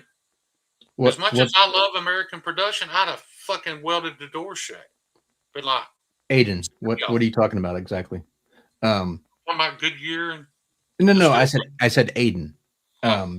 But to go back to the point of why it's in the handbooks that to don't discuss it is because it's not a favoritism thing. It's not a it could be solely based off of tenureship, and if people don't understand, like if you and I are doing the same job, but I've been there 5 years, I put in my dues, most companies are going to reward that as a continual increase in pay. One second, Kyle. Don't forget where you're at, because I'm glad you brought that up, because all those guys, luckily, they're all still there. And I eventually befriended them by helping them. When I didn't have something to do, I'd go help them toss steel, whatever. And they're all making really good money now. So luckily, they didn't let that hatred or that anger that they felt at the moment hold them back, and they're all doing really well now. So it worked out. But yeah, go ahead. No, so the point of it is, it's not for them to dictate what someone is worth. It's for the company to dictate what they are worth as far as production. You don't know what they've got on their in their file as far as, have they had many times being late? Have they had issues going on? That's not, you can't just be like, oh, we do the same job, we get the same pay. Yeah. It doesn't necessarily equate to that. It depends on how well you're doing your job. See, that's what was aggravating. We didn't have the same job, but they were still mad. Right. But now they're all making way more money than I did when I was there, so it worked out. Right. I Apparently, mean, yeah. okay. It's the same thing of any of us. If everyone in the chat owned a knife company and person A did a flawless job, showed up on time every day, made 100 knives a day, and they were all perfect. Never complained, never, was always dependable. If you I am needed, paying that guy more than correct, somebody that's not reaching that level. Absolutely. correct. Yeah. I'm just going off of, I want pay should be off of merit based, not off of, I agree 100%. Everywhere I've ever worked where pay was based on merit, I made bank. Everywhere I've ever worked where it was tenure based, I struggled because I can't. Now I'm fucking broke all to pieces and can barely do anything now. But when I worked, and I can't just do the minimum and then take the rest of the day off and be happy with myself. So I'm going to work the same regardless. right. And it killed me to know that I was busting my ass and producing more than everybody else there and making the same amount of money. You can't, you can't treat a good employee that way and expect him to hang around. That's Yeah, why it's I left bad for off. morale. Yeah. And eventually that will catch up. I mean, That's what I'm saying. With those guys, it caught up. They kept their nose to the grindstone. They kept working hard. And I'm telling you, this is a large plant. And literally, you heard the numbers. 95% of the employees there are felons that came straight from the prison system, like got out yesterday and started. And I used to watch them walk in. They'd come in 20 or 30 of them. And the ones that wanted to work hung around, worked their way up, got to making good money. The ones that didn't have that mentality are probably back in prison or on the streets, whatever. so I want to address one thing. Terry, I agree with what you're saying as far as wanting to know. And that's a discussion that you can have with your direct manager and or HR for, career path and ideas of where, what is possible with you. And they I can think they can they can lay that out, but that's not up to the employees to discuss because frankly, if someone came to me, that's my personal business. You don't need to know what I make. Like that's not my, but from what you're that's what saying, I that's what wanting I to know whether you can grow, I completely agree with him. And that's something that a company can share with you, but they shouldn't share individual information with someone. yeah. That's what I enjoyed about the mechanic industry.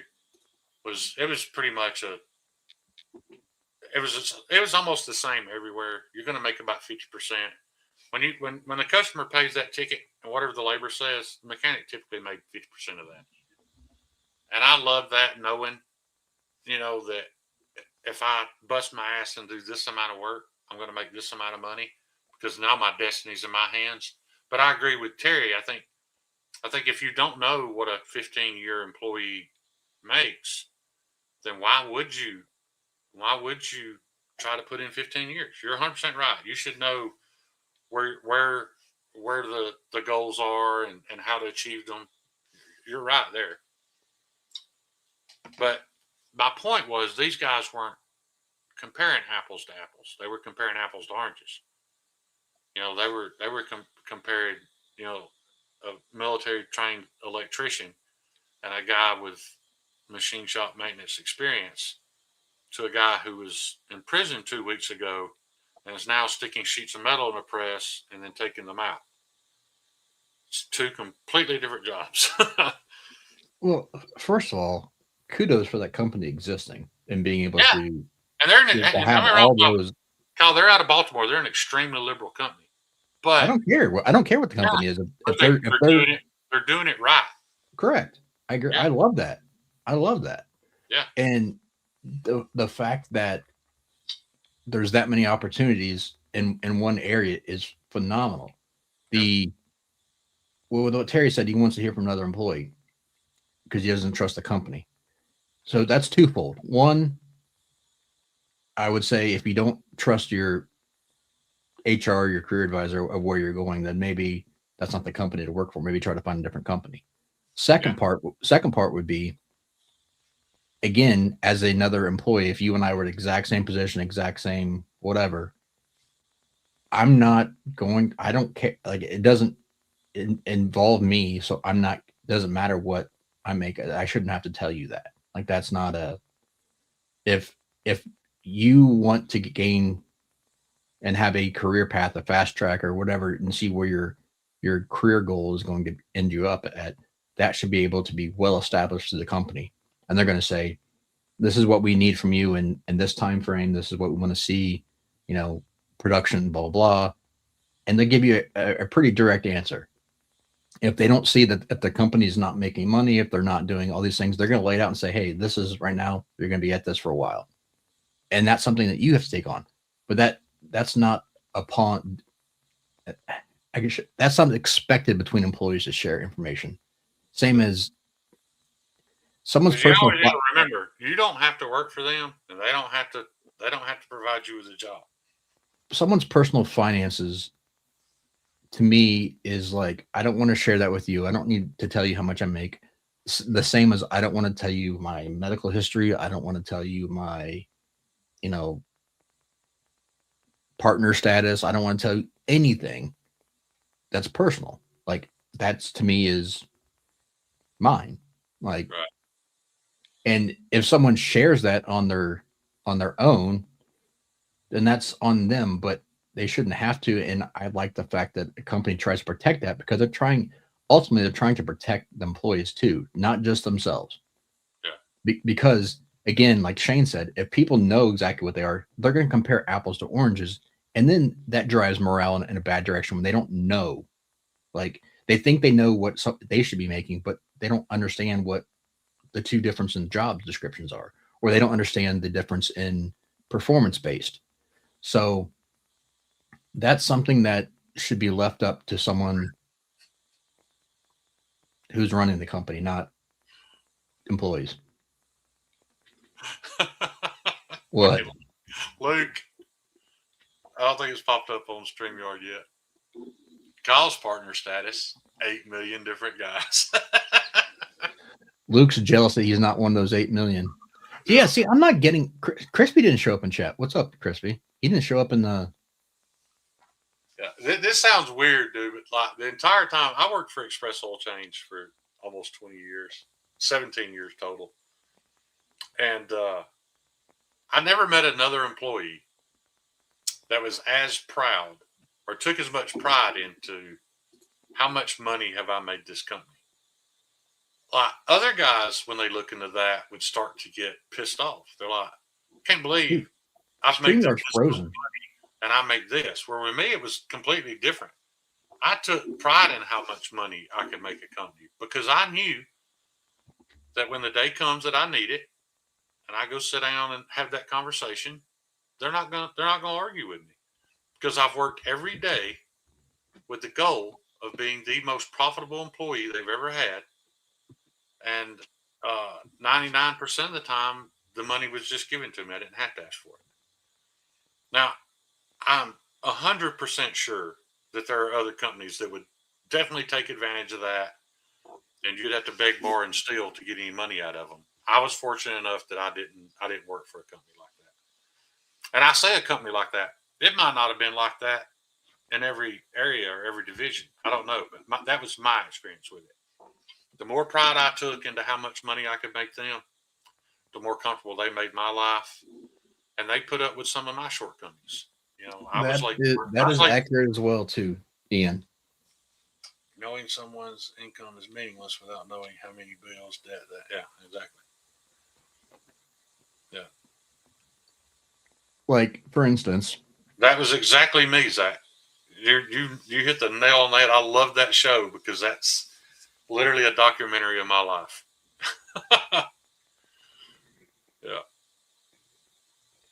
Like, I was an HR nightmare. I'll say that. You used to get this sometimes too. It was like, okay, someone shows up to work and they're driving a nice car. Like, oh, must be nice. He's making, more money than me, whatever. But you don't know his expenditures at home. You don't know if his wife or girlfriend is maybe he dabbles in the stock market instead of buying booze and weed. Maybe that's afforded him to be able to drive that nicer car. I don't know. yeah. There's always ways to spin that, so it's really not. Yes, Aiden. There you go. Yeah, yeah. There ain't nothing that'll bring good employees down like watching a leech do nothing and be successful. It, it's horrible, man. How do you really feel, Bugsy? Yeah, but tell us what you really think about the white frozen rain. You've lived there your whole life. How are you not used to it? And Terry, you're 100% right. Yep. If that is your mindset, that's exactly where you should be. Terry, that's not a bad place to be, man. I would honestly would tell a lot of people, if that's afforded to you, you have that opportunity to make that viable. That is a 100% great option. Just know all of the obstacles before you get into that. But That's what she said, Bugsy. Not to Bugsy, that poor guy. Yeah. I think, Terry, that you're on the right track as far as like, if that is something that you want to pursue, that is Because there's some people that will never be able to let that go. There's some people that just they need to work for themselves. They just do. You know, I was never a self motivator or I wasn't a leader, just to be honest. You give me a good role model, a good boss, then I'll follow that guy to the pits of hell. I'll work, and I did. I worked my body till it fell apart for people like that. Not everybody's that guy. You know, I look back and think, you know, well, what if I had, went out on my own a lot sooner than I did? Well, I did eventually go out on my own. I owned a mechanic shop, a very successful, the number 2 shop in the 4 surrounding counties. I learned two but, very. But I wasn't a businessman, and in the end, it failed because of stupid shit. I learned 2 very important things early on in business, and one is that well, here, let me phrase it this way: leadership can be taught, but leaders are born naturally. Yeah, I agree. And the second part of that is, as a leader, I don't care if my employees like me, but they will respect me. See, I care too much about people liking me. That's why I'm not a great leader. Meaning that, not that I don't want them to dislike me, or man, not that I don't. Kyle, they made me assistant manager at Express Oil Change one time, and I had to fire this kid. He was the dumbest human being I've ever met. I mean, and I'm not making fun of him. He legit was. How he fucking tied his shoes and got to work every day is beyond me. Can you push over a fence? Probably not. But they made me fire him. Yeah. And I did. It took me an hour conversation to fire him, and I gave him $100 on his way out the door. Out of my pocket. I felt so bad for him. I am not a boss. Can't do it. I want to get along with and be friends with everybody I work with. And if they're a slacker, fuck it. I'll just pick up the slack and make it work. I'm just talking about what it takes to be I know. a good leader. And I'm not saying that I want someone to dislike me. I like joking around and having fun and being cool with people. But at the end of the day, like if someone is a leader and you're leading them, or I'm sorry, if you are a leader and you are leading someone, then you need to gain their trust. You need to gain their respect, and you need to be able to tell them something and them not question everything you do and be able just to go do it, because that's what's going to make things run efficiently and run better. And in return, you make their life easier. As a manager, your job is not to be doing the same job they're doing.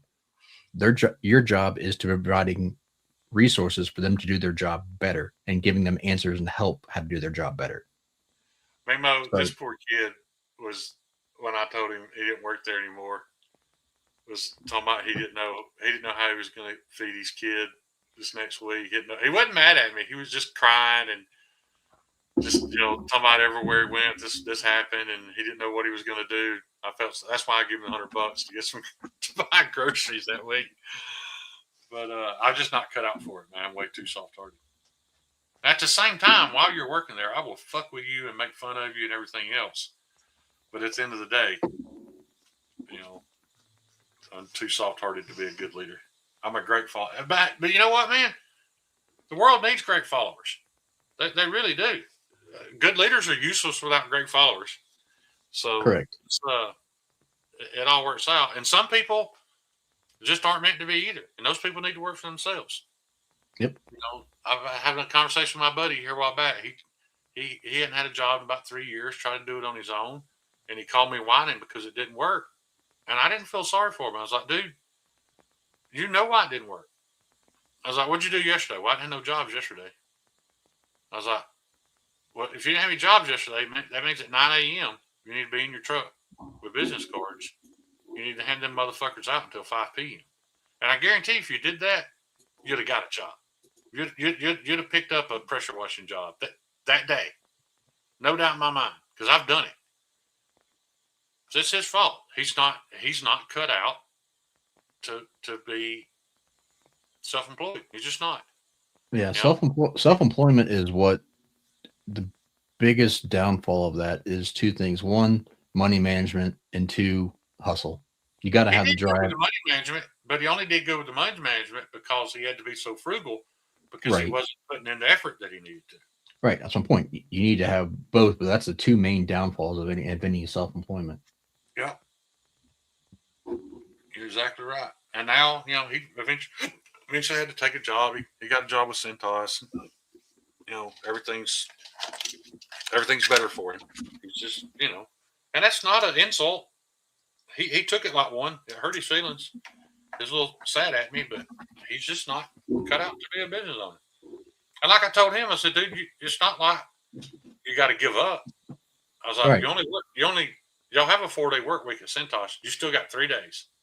You can be handing out business cards. And I guarantee you, before the end of the day, if you approach enough businesses, somebody's going to fucking hire you to pressure wash the building or the. They just are, dude. I got run over by a forklift when I was 22 years old. That explains a lot. Didn't know how I was going to feed my kid. It ran over my ankle. Didn't know how I was going to feed my kids, and I had one of them walking boots on, and I literally just got in my car. I loaded up every bath towel we had in the trunk, a bottle of Dawn dishwashing detergent, and a can of Mother's Wax, and I hand washed and waxed people's cars in their driveway for $40. I never made less than $200 a day. I'd never made $200 a day. That's the most money I'd ever made in my life. And doing it one-legged. I'm saying if you put in the effort and you ask and you keep asking, you're going to get the work, man. Moral of the story, Shane's going to start washing cars tomorrow. I did it for years. That's how I afforded. No, I just meant one-legged now. Oh, yeah. But yeah, I mean, I had kids, and my mother was the best example of being a provider I've ever witnessed in my life. Nobody, I don't care who you are, who you know, nobody, you don't know somebody worked harder than my mama did to keep us fed. Yeah. And I had hobbies. I had things that I loved to do. But that was the one thing I was responsible enough about. I never saw a penny in my paycheck. Not a dime. Every week, I got my paycheck and I signed it and I handed it to my wife, and I had no clue what happened to it. I did shit on the side to afford my hobbies and my beer and everything else. That I never spent a penny of my paycheck on any of that. I know this sounds funny, so don't take it that way because it's been proven. But as generations have gone, the work ethic has changed. Oh, absolutely. And it's funny to look back and see like my grandma, like she could have something seriously wrong with her. She wouldn't say a damn thing and she'd just work through it. Now they wake up on the wrong side of bed and just like, I don't feel like working today. And they don't, right? It's a different mindset, and the drive and the hustle is not there as much anymore. And it's more driven towards not self-preservation, but clout and getting someone to like a post and all this other meaningless bullshit. It's sad. Yeah, it's not near as important as it used to be. That's for sure. And you're right. It's very sad. I don't know what it's going to lead to. But man, I was listening to this radio broadcast, and this cat was talking about the current generation and how sorry they were, and how lazy they were, and how shit their ethics were, and he just went on for about 15 minutes bashing this current generation. Hell yeah, and, Terry. and at the end, they informed you that was a radio broadcast that was put out. That was a radio broadcast that was put out shortly before World War II. Read Tina's comment. The people that we call the greatest generation also came from what the generations ahead of them thought were lazy and sorry. So, right. Raising things. I do think that the boot of my foot, I probably got a lot more sympathy jobs than I would have without it. But at the same time, when I was doing it, we were right in the middle of this huge investigation because there were these guys going around getting people to pay them to seal their driveways, taking the money and never coming back. And I heard that story every door I knocked on. Like a lot of the customers I ended up getting had paid like $800 to have their driveway sealed, and the people never came back. And I'm like, well, you don't have to pay me till I'm done. And almost all of them paid me. It's not worth $40 to hand wash and wax somebody's car. Not even in 1993, it wasn't. Most of them paid me $60, $80, but $40 is all I charged. That's sad, Ian. Even when my foot got better, and that's when I went to work for Express Oil Change. I remember I started at the very bottom there, dude. I brought home $204 a week in 1993. Working at Express Oil Change, my paycheck after taxes was $204 a week, and then I'd make about $400 on Tuesday, and about $600 on Sunday, hand washing and waxing cars. And I did that on my off days for years and years and years. I could go back to it tomorrow. I see people out in town all the time. Man, I wish you'd come wash my car. Ian, I was just going to reply to Ian's comment. So unfortunately, what a lot of that happened in the last 5 years was when people if they were able to work from home, they would abuse it because they can get away with a lot more. And they know that. I would have abused it. Most people would. To people who work at home and actually put into work, hats off to you. Because I can tell you right now, if I was in my I'm 54 now, from 54 to 18. If you had told me to go home, I can tell you what I did. I'd have sat on my ass for 4 days. On that 5th day, I'd have fucking been pulling my hair out, trying to figure out how to get it all done so I didn't lose my job. Because that's who I am. That's why they don't want to go back, is because they know that they can't get away with the same shit. And so for the people who can do it, man, hats off to y'all. Because I'm not one of those people. Yeah, you definitely have to be self-motivated, and you actually have to have. It depends on the type of work. I mean, you have to have whether or not you hit your goals each day or not, depending upon the business model. But yeah, it's not the easiest transition to make because people get used to that and they don't want to get rid of that whole. And you know what? It's kind of a social experiment too, Kyle. Maybe COVID caused people to be put in that position, and maybe they've been able to adapt to it. So maybe this generation is better at it than we would have been. I don't know. I can say for one business that I'm very familiar with that I'm not going to get into, it's constantly battling people being lazy as shit. And right. But the reason I brought that up earlier is if some influential guy was saying that about the youth right before World War II, but sadly it took World War II to turn those boys into men. I just worry what it's going to take to turn this generation around. I don't know. Yeah, not if you use your bathroom time right. Ian, the difference is you have to be able to turn the mic and the camera off. Don't pull a Jeffrey Tubin. Yeah. You know what's funny is when you're in work and you move that little acoustic panel on the ceiling to find your paper porn up there when you go to the bathroom, and you pull it down, you realize it's somebody else's. You put it back and look for yours again. Men are nasty creatures. Well, that's also just showing your age. Yeah, yeah, because it was on paper. Dude, I remember when we got the internet and you could find whatever you wanted and print it off. There was piles of printed porn in the ceiling of that place. An Crazy. encyclopedia in the bathroom. Yeah. Yeah, you'd have to start it first thing in the morning too. Give it time to download. And then it'd take an hour. By lunch, you got a 3-bit tit. Yeah. Yeah. What's up, Mick? How you doing, buddy? What's up, Mick? That's because you're nasty, crispy. I seen a T-shirt the other day, and I started to order it, but I have to be very picky about where I wore it. It said, "I've jerked off in porta potties you wouldn't even piss in." What's up, Josh? How was breakfast, Josh? I think Josh went to breakfast this weekend with Stevie. That's cool that they get together and do that. Yeah. And my closest is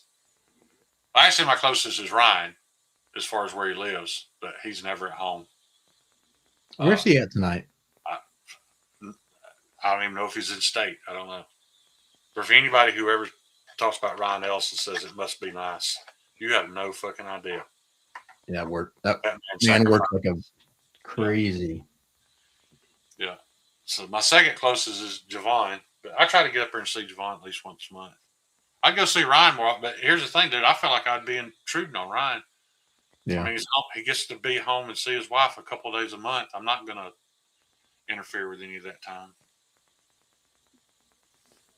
You remember that? Crispy, it's not easy, but we managed, didn't we?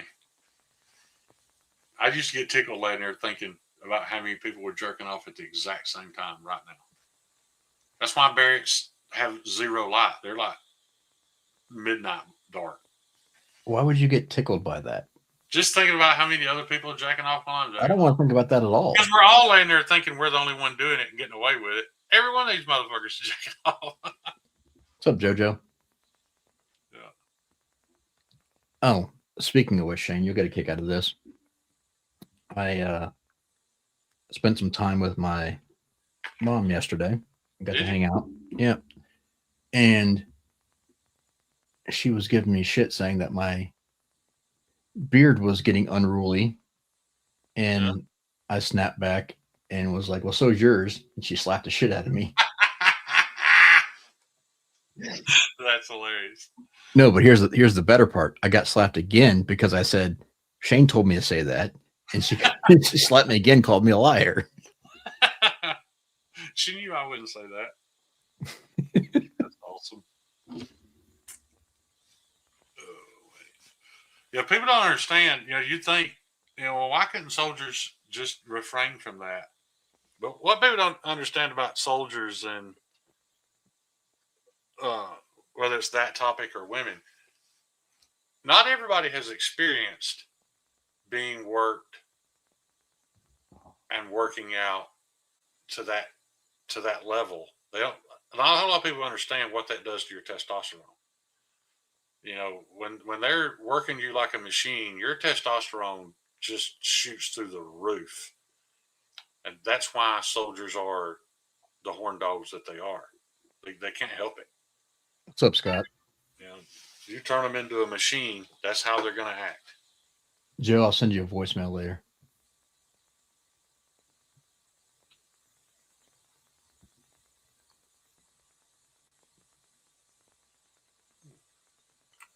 I signed up for the CountyCom text message thing. I don't know why, but I really enjoyed Javon's video today, his CountyCom video. And he was right. I actually, there were a couple items on there that I could use, but they do sell a lot of shit you don't need. But Wait, I just thought the Devon video, makes videos? yeah, I thought the video was just refreshing because I got to see some cool trinkety shit that's I haven't seen 100 other times on videos. But my point was, I went to their website and it asked me to sign up for their text message alert program. Don't do that because I've only been on it about 4 hours and I'm about to reply stop because it's relentless, dude. Relentless. If you send me I could handle a text message a day. no, if you send me a text message more than one a week, you're getting banned. Yeah. Well, do not sign up for county comms then. That goes for emails. Let me as well, just too. look and see what how many I've got since I signed up. So just to now, granted, some of these were like you want me to reply yes to make sure, but I've gotten 5 today. That's crazy. It's a bit much. I'm going to give it a day and see if it slacks off a little bit. Somebody donate some money. Thank you very much, Neil. I appreciate that, buddy. What's up, Clifford? Let me know if you want another nipple shot. I'll be glad to. No, he does not. Probably not. Neil, we appreciate you taking funds out of your Warcraft chest to be able to. Kyle, stop it. He does not play Warcraft. Shut up, Shane. I played Warcraft. And I am not ashamed. Brought into the core. I did dabble in D&D a little bit, but it was Were you the ball gag type? I don't know what you mean, but I only had an opportunity. I was only around it for a couple of weeks. I mean, it was fun. That was before the internet, and we had all this other shit to mindlessly scroll through. It was all right. I don't have a problem with people play D&D. I appreciate anything that creates a community where people can bond over it. Be right back. I've been in the automotive related groups my whole life, and I remember when the don'ts came out. These guys were taking these old box Impalas and putting body lifts on them and putting 24s underneath them, and all my buddies were like, man, that's fucking stupid. It's ugly. I'm like, dude, you don't have to drive one. That dude just put an M&M wrap on his $800 car with his $3,000 wheels, and he's proud as shit of it. Leave him the fuck alone. Why do you care? It's like the kids with the sagging ass trucks. I think it's stupid, but they like it. And them little girls climbing in the passenger door like it. Leave them alone. Why do you care? I just don't understand. So I remember somebody saying something to me. My middle daughter Shelby. She wasn't an emo kid. She was what they call a scene kid. I don't know if y'all had a scene where you guys are at, but I'm not going to try to explain what the scene was. But she was a scene kid. So she had the little 45-degree haircut and all that stuff. And all of her friends, they all looked the same. They all dressed the same. I remember somebody saying something to me, asked me if I was concerned about it. And I was like, man, those kids are at my house all the time. They are all extremely happy. They've all got each other's back. They're all really good friends. I don't care how they dress. If they've got a community and they're happy in it, leave them alone. I don't get it. But those kind of communities now have turned into, well, this is our community, and you either acknowledge it and like it and praise it, or you're a piece of shit. That's a bit much, but it is what it is. Yeah, I mean, my only issue, I have been guilty of explaining to those kids what they're doing to those trucks, though, because a lot of them have no idea. They're not prepared for the fact that about a year in, they're going to start spending about $1,000 a month keeping those things rolling, because it throws all the suspension and steering geometry off. you can't align one correctly, it's going to eat up. It eats up hub bearing assemblies. It eats up tie rods. It eats up ball joints. But the most expensive thing is when you pitch one so far, as you tilt that truck, the fluid in your transfer case, all the fluid rushes to the back. So now the level's here, and your input shaft bearing is here. It's right here, and the fluid's here. So what's happening to this input shaft bearing that's spinning at 70 miles an hour? Dry. It eats the fucking transfer case up. And there's something you can do about it. You can overfill it, but you got to have a pressurized system to do it. But yeah, I mean, it is stupid, but man, those kids love it. You know, and you rarely ever see one that don't have some little hot chick in the passenger seat with a well-tailed thong sticking out the top of her blue jeans. So who cares? They're having a good time. You're exactly right, Ian. Just be happy in whatever it is that you're doing, and don't worry about what somebody else is doing. That's how I've tried to live my whole life. I've not had an issue with it until as of late, when people are trying to tell me, you know, that I have to participate in their mental illness. No, I'm not gonna. You know, do whatever you want to do over there, but don't come over here and ask me my opinion of it, because you're probably not gonna like it. Yeah. Hey, those trucks ain't hauling shit. I can promise you right now. You put a couple of tons on that receiver hitch, and you can spin the steering wheel going down the road. It won't turn. Yeah. But like I said, there's a bunch of them that come by the shop. We had a kid in there the other night, had 24s on a nearly brand new Silverado, fully loaded Silverado, 1500. And he brought it in and spent thousands having it turbocharged, and it squatted. Like I said, it's on 24s. There's no telling how much money this kid's got in that truck, and it's literally good at nothing now. You know, there's no way I would floorboard that truck and get the horsepower out of that turbo, knowing that the steering and suspension geometry is as fucked up as it is. But you know what? He's super proud of it, man. He loves that truck. Every time he comes by the shop, he's got 2 or 3 little hotties in the truck with him. That's going to be his memories. That's going to be the part of his life and his childhood that he looks back on and enjoys. Shane, yeah. My neighbor also loves his little pet rabbit as well too. Oh, does he? Is that why he knocks your fence down so his rabbit have more room to run around? No, his rabbit's stuffed. Oh. Well, Bugsy, I can tell you how a lot of them are doing it. It's multi-generational housing. You know, a lot of these kids are in their early 20s, and they still live at home. And they have decent jobs. They're earning their own money, but they don't have any bills. Because kids aren't moving out at 18 and renting some shitbag apartment for 4 or 5 years and meeting a girl and getting married, knocking her up, and, you know, applying for a mortgage. People aren't doing that anymore. They can afford that because almost all of them live at home. And you know, I don't have an opinion on it, man, because I think if things keep going the way they are going, I think the only way people are going to be able to survive is 2, 3, possibly 4 generations in one household.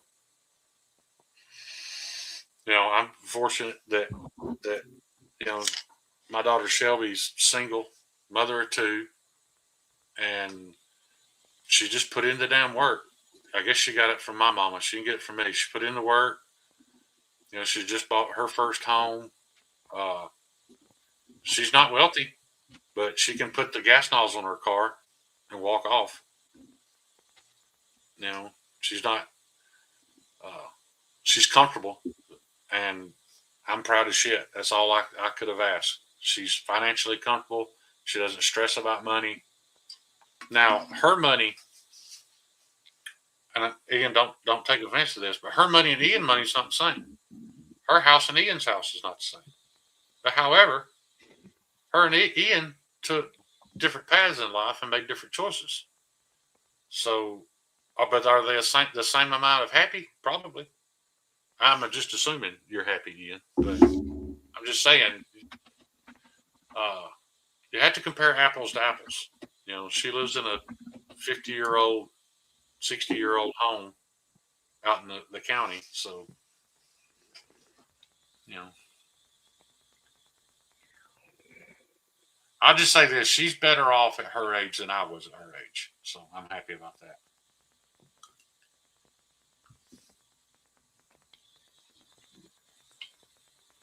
Well, that's all you can ask for is for your kids to have it better than you did. Right. But not because I gave it to her. She got better than I did because she made it that way. She called me today, Kyle. She's upset at her 14-year-old daughter. And I was like, what'd she do? She's like, Dad, I'm sick. She's like, I literally threw up for 6 hours last night. 6 hours. Didn't leave the bathroom for 6 hours. Because every time I'd walk out, I had to throw up again. And I was like, well, what are you upset about? She's like, Kyrie. I was like, what'd Kyrie do? She's like, while I was sick in the bathroom throwing up, she went in my purse and got my debit card out and DoorDash Taco Bell. Wait a minute. Did you get a DNA test from Javon on that? I know, what are you the maddest about this? She got your debit card? She's like, no, she gets my debit card all the time. She's like, I trust her with it. I was like, well, was it that she didn't get you any food? She's like, no, it's just something about the fact that she ordered Taco Bell while I was throwing up. Well, at least she didn't take the car and go get Taco Bell. That's true. Luke, I do have a 14-year-old grandchild. That's my oldest one. But I started very young, and so did my daughter. So, yeah. But I'm plenty old enough to have a 14-year-old grandchild. So even if I had my first one at 22, and then she waited, she was 22. Well, Kyrie would be 11. So, yeah, close enough. JoJo's living that high life right now. Damn, dude. You're right about that. I'm jealous. What did Ian say? I didn't get to read it. I think my kids would be happier poor like I was. Yeah. Yeah. Happiness is it's all relative, dude. Yep. It's completely relative. Because I remember I had some really, really traumatic shit that I went through. And I don't mean that just happened and I moved on from it. I mean, a lot of my childhood was very traumatic.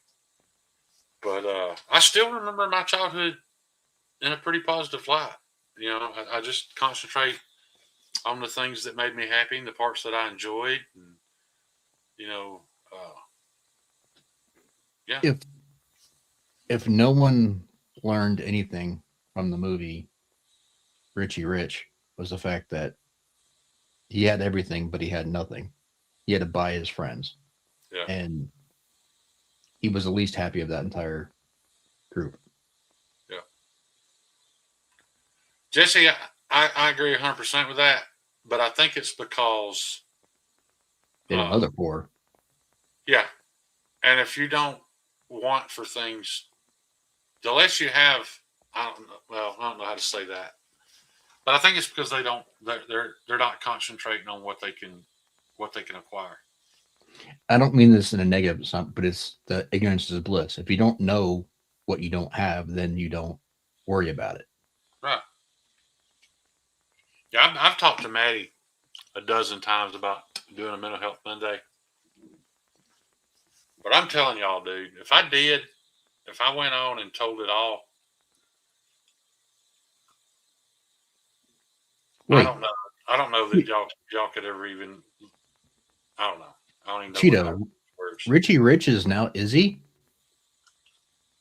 Huh? I said, ask Cheeto. I said, Richie Rich is now Izzy? He kind of looks like him a little bit, doesn't he? A little bit.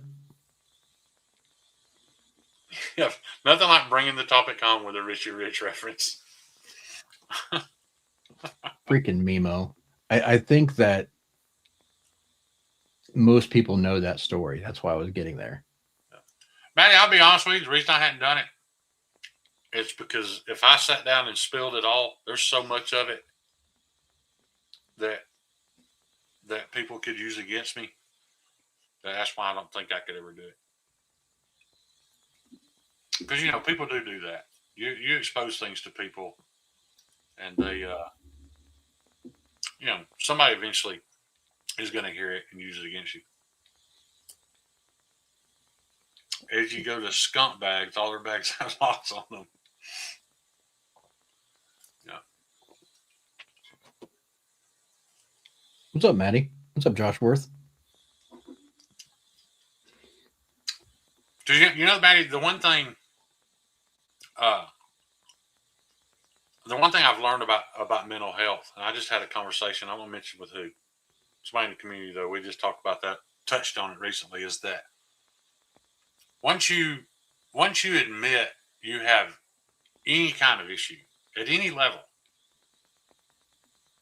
everything from that day forward is your fault because you're fucking crazy. I learned that the hard way. Like, you ever admit to someone that you suffered something, and they may sit there and pat you on the back and tell you it's not your fault and try to make you feel better about it. But the first time there's a confrontation with that person, it's going to fall back on, it's your fault because you're crazy. And that's what sucks. That's because people are freaking petty. Yeah. And it happens to everyone. I mean, no one's, That's why I haven't done a mental health. But I think it would be very interesting. What's up, DH? I've got quite the story, but here's the thing: only do it, Shane, if you want to do it. That's the difference. It's not about. The reason I wanted to do it, and it had nothing to do with giving Maddie content or any of that. It's because I do tend to feel better after I talk about things, but at the same time, talking about things can be done. I think maybe that's why a therapist can be helpful. Because the odds of them being able to hold it against you one of these days are pretty slim. If they do, they're probably a pretty shitty therapist. They're losing their license. The ability to be vulnerable without being judged is a very comforting place, and that's why they exist. Yeah. DH, yes. Thanks, buddy. DH, that's going to go out tomorrow or Tuesday. But I got your email. Thank you. It is right. I mean, you're right. It is for therapy, but I think sometimes you want to share things, especially with people that you've got where you feel like you're close to, just so that you can feel like they better understand, decisions you make and why you see things the way you do, and it does feel good. I think it feels better to talk about things like that with people that versus a stranger. But the only reason the stranger / therapist comes in is because, the odds of them holding it against you one day. And I don't mean holding it against you like doxing you or telling your story to other people and laughing, but I'm not talking about that kind of shit. I'm just talking about it triggers something in people's mind where they hear this stuff. And every time a questionable situation comes up, the first thing that's going to click in their mind is that person's crazy. So clearly I'm right. I've got to be in the right because that guy told me this years ago, and he has issues because of it. So he's crazy. So I win because that's all everybody wants. All everybody wants is to win. And none of y'all really give a shit about politics. What breaks this down? About any of that. Everybody just wants to be right. They just want to win. What breaks down to this, Shane, don't do a mental health Monday, and everyone don't sell him your pet goat. Pretty simple. I had a pet goat. For a little while. we had an ice storm, and this huge tree in our backyard iced over, and it got so heavy that it fell and it crushed my goat to death. Did it stop you? I had stepsisters for that, Kyle. I didn't need the goat. Cheeto, I ain't got no rock. What's up, 5 Door? Tainer's got a rock, don't he? Tina's got the rock. Yeah. I ain't got no rock. That goat is mine. It's windy as shit out right now. I want to apologize again for those of you who saw my Facebook post, Free Hat Limit 1. I never had hats to give away. I just assumed everybody would know that I was referencing Early Collar from Squidbillies. But apparently not, because I had several people that wanted the free hat. Cheeto. Speaking of which, Cheeto, I heard a rumor that you and Tina and Sharif got to hang out this weekend. How was that? Wait a minute, what happened? Bettina, Sharif, and Cheeto all went to CCKS, I believe. Yeah, that figures. Patina's going to hang out with everybody in the community but me. That's just how it's going to happen. Cheeto, was he wearing earth-colored tones? Y'all didn't tell Cheeto the slightly racist joke I was told in the chat the other day, or in the group message the other day, did you? I don't know what you're talking about. Yes, you do, dude. That shit was funny. About your fence. That was... Oh. Yeah, I sent you a screenshot of my conversation with Bettina. Yeah, that one. Yeah, I was really proud of that one. I was very proud of myself. I was having a very manic moment because I was dealing with the fact that, you know, I probably won't see another Christmas with my mother, and you showed up just in time to give me something to laugh about. But yeah, I needed that in that moment. I did get Cheeto pretty good on Friday night. Yeah. Even though Patina and Cheeto were the brunt of my joke, it was very neat. I appreciate it. I was the brunt of the joke, but yeah.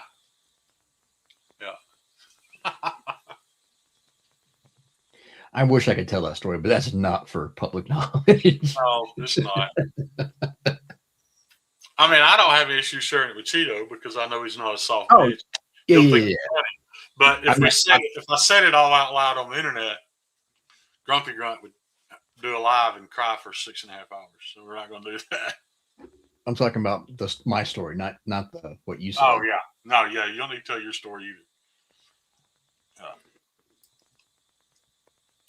Yeah, DH. I thought about making some of those little street scalpels just because of. Did you watch Peaky Blinders? You know, they always keep a razor blade in their cap. I thought that was pretty cool that they had that razor blade in their cap. But I am working on very slowly. It should have already been done. But I scrapped the whole bitch concept because I was never happy with it. And I've got a new design that's going to take that name on. And it's going to be a 5th pocket knife. Just picture a chisel ground, cold steel work tough with just like a 1-inch blade that goes in your 5th pocket. I got one cut out, but my foot got to hurting. I couldn't do anymore. I got it cut out, and I need to finish refining it, shaping it, and all that stuff, so I can heat treat it and have it for a pattern.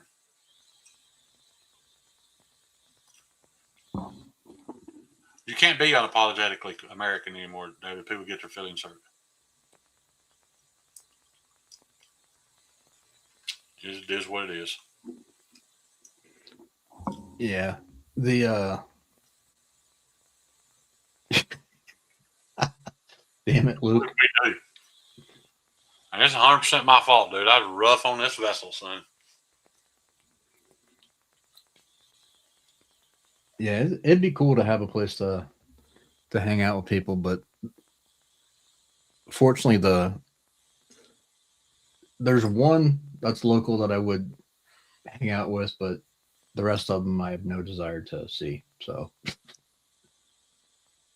kind of like, What are y'all talking about? A local hangout? I don't see it. No, we were talking about like Patina and they got to go hang out at CCKS or whatever. Right.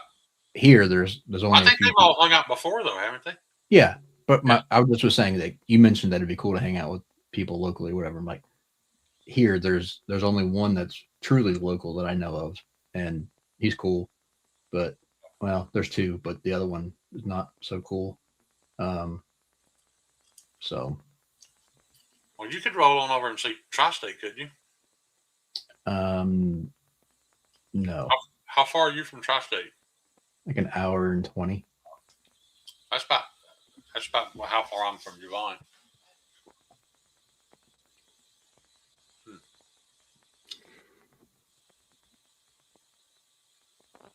I love that last time I was on there. He was talking about he made some money off something. He's talking about how it was all going to the IRS, and I was like, "They quit making people feel bad about how much you have to pay. You had to make a whole bunch of fucking money to owe them that." Right. It's not how that works. They just Right. don't take it for nothing. They didn't just send you this five-figure bill for nothing, pal. You made a shit ton. I love the fact that Javon found that website where you can actually go on and see how much money these guys are receiving. That's only partially correct though, because that's making a guesstimate. Because there's still other factors at play there, but yeah. Right. And from what I understand, Paul, what are you talking about? The only one that's close is, or at least that I know of. I think he moved, but I don't know where he moved to. Zach.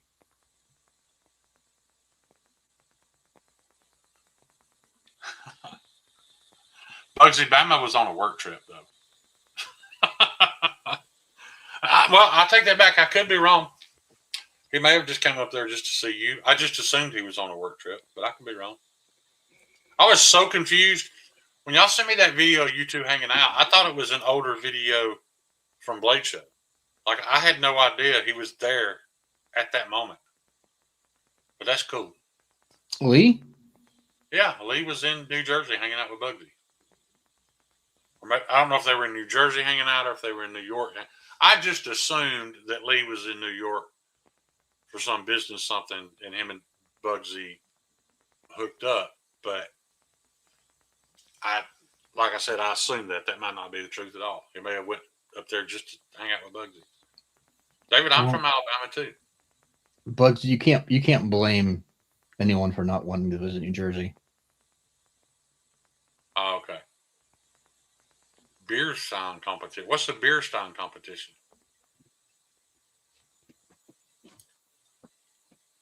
Does that got to do with culinary, with cooking, or anything? Could be. Because I'm sure, no doubt in my mind, Lee's son will have a much finer custom kitchen knife one day. But it meant a lot to me that I got to provide him with his first one. One of my buddies went to CIA, the Culinary Institute of America, there in Manhattan. It's like one of the top cooking schools. And they have a lot of different things like that, competitions. And I knew you would think that, KDX. It wasn't fucking Oktoberfest.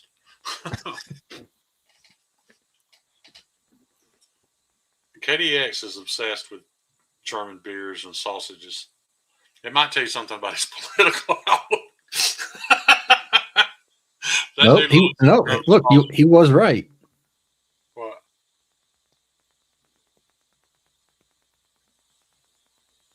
Oh, well. Now don't you feel dumb? Yeah, now I owe KDX an apology. My bad, homie. I was right. KDX has slammed it on the table. Yeah. I exposed his political beliefs for no reason. That's funny. She went I drove all the way to Las Vegas for a neck roll competition. So going to New York for a beer stein competition's not that far fetched, I don't guess. But I won. Did he win? Pulled your right arm straight out, nodded at a degree angle. I think we've all done something stupid for something, Yeah. like It was fun, man. I really enjoyed that trip. hell yeah, Stevie. Congratulations, man. That's awesome to hear that. Stevie, not only is that a great first knife, if he doesn't get into knives, it's a great forever knife, in all I honesty. wasn't talking about the knife. I was talking about the dinner. Well, I already knew about the dinners. I'm sorry. Right. I'm just saying. Congratulations. Play along, damn it. My bad. Was it just the two of you? Who are you talking about? Oh, Bugsy's. Are you asking Stevie if it was just him and his daughter's boyfriend? That would be That's awkward. That's a power move right there. Like, I'm taking this kid to eat. Yeah, that's funny. I don't know, man. Maybe I approached it wrong, but I was never that dad. Like, I knew, that nature was going to happen, and, my girls were eventually going to be into boys, and, I didn't try to restrict them from it. I just tried to teach them to be responsible. And, I tried to give them an idea of, when things are appropriate. But, I look back on myself. If you'd have caged me up, I'd have tried to have sex through the chain link. So I think it worked out all right. You're like Borat's brother. Yeah. David, what part of Alabama are you in? And if I'm supposed to know you in real life and I don't recognize your screen name, I apologize, man.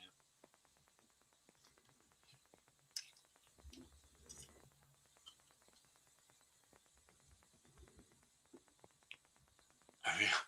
Stevie's going to take him to the ice cage next. Yep, for some Taekwondo practice. Take him, introduce him to Carl.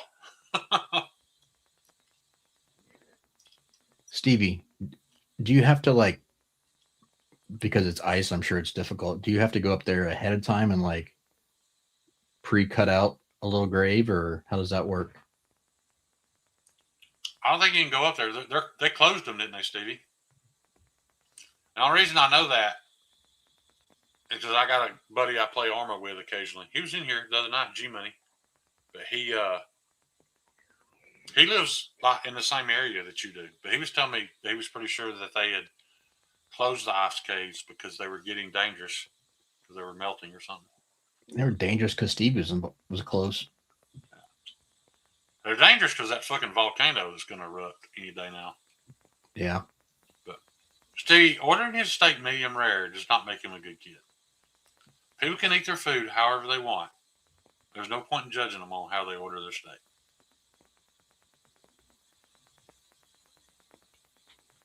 Last week, got 3 rabbits, made fried rabbit and apple pie moonshine relish. Dude, you said got 3 rabbits. My favorite fucking Instagram video of all time, and I don't know why. I'm telling y'all, I've watched it 1,000 times. Is when that Indian chick, the camera's right up at her face, and she says, "I need some meat today."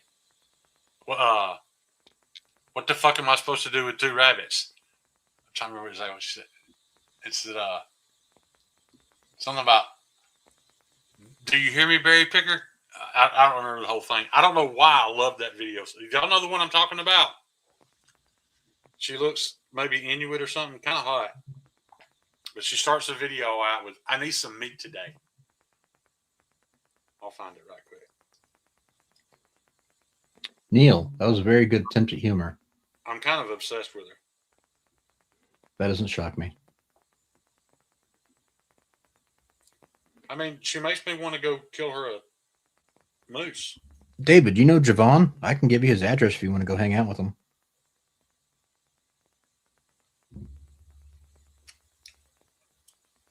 What's up, Groundhog? Where's David at? Oh, Madison. Okay.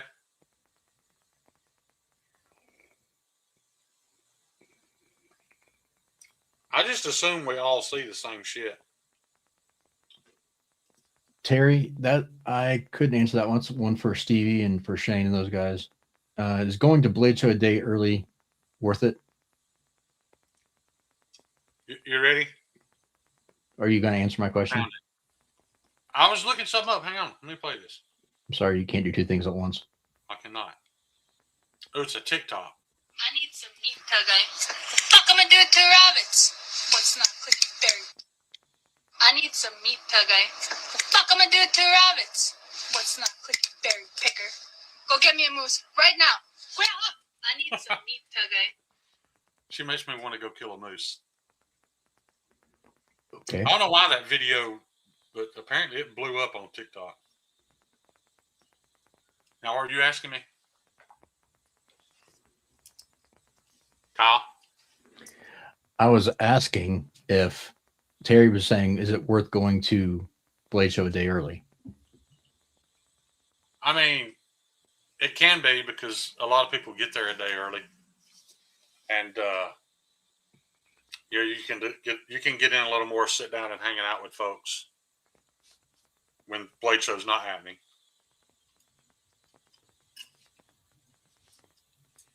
F parking, man. Let me tell you, dude. That year that I stayed with Neves and Stassa and all them, I drove there, and it cost me about $20 a day to Uber back and forth to Blade Show. And it would have cost me 10 to 20 to park there anyway. Ubering from your Airbnb to Blade Show is the way to go. And they drop you off right at the damn front door. I need some meat today. Fuck am I gonna do with two rabbits? Hang on, I'll be right back.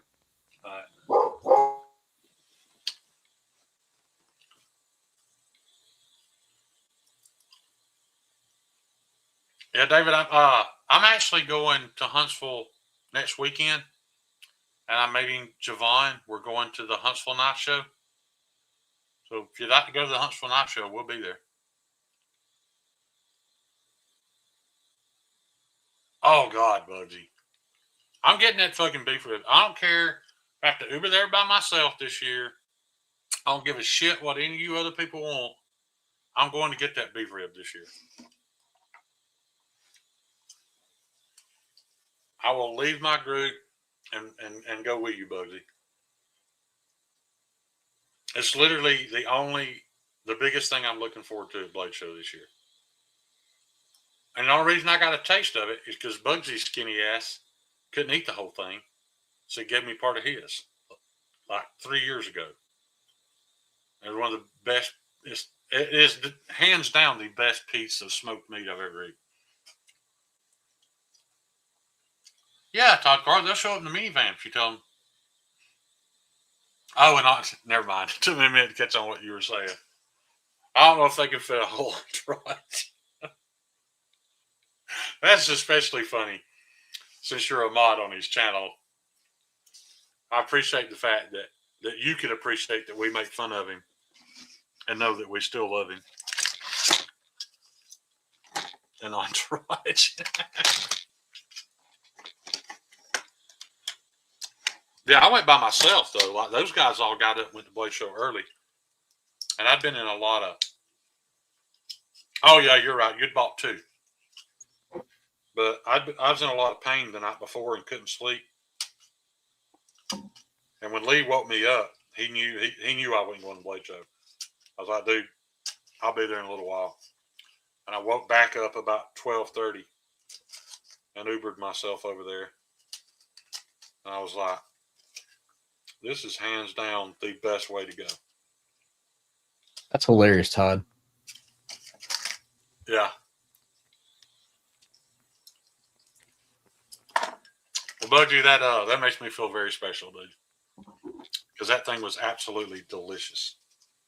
The fat on that beef rib was just like perfectly cooked ribeye fat.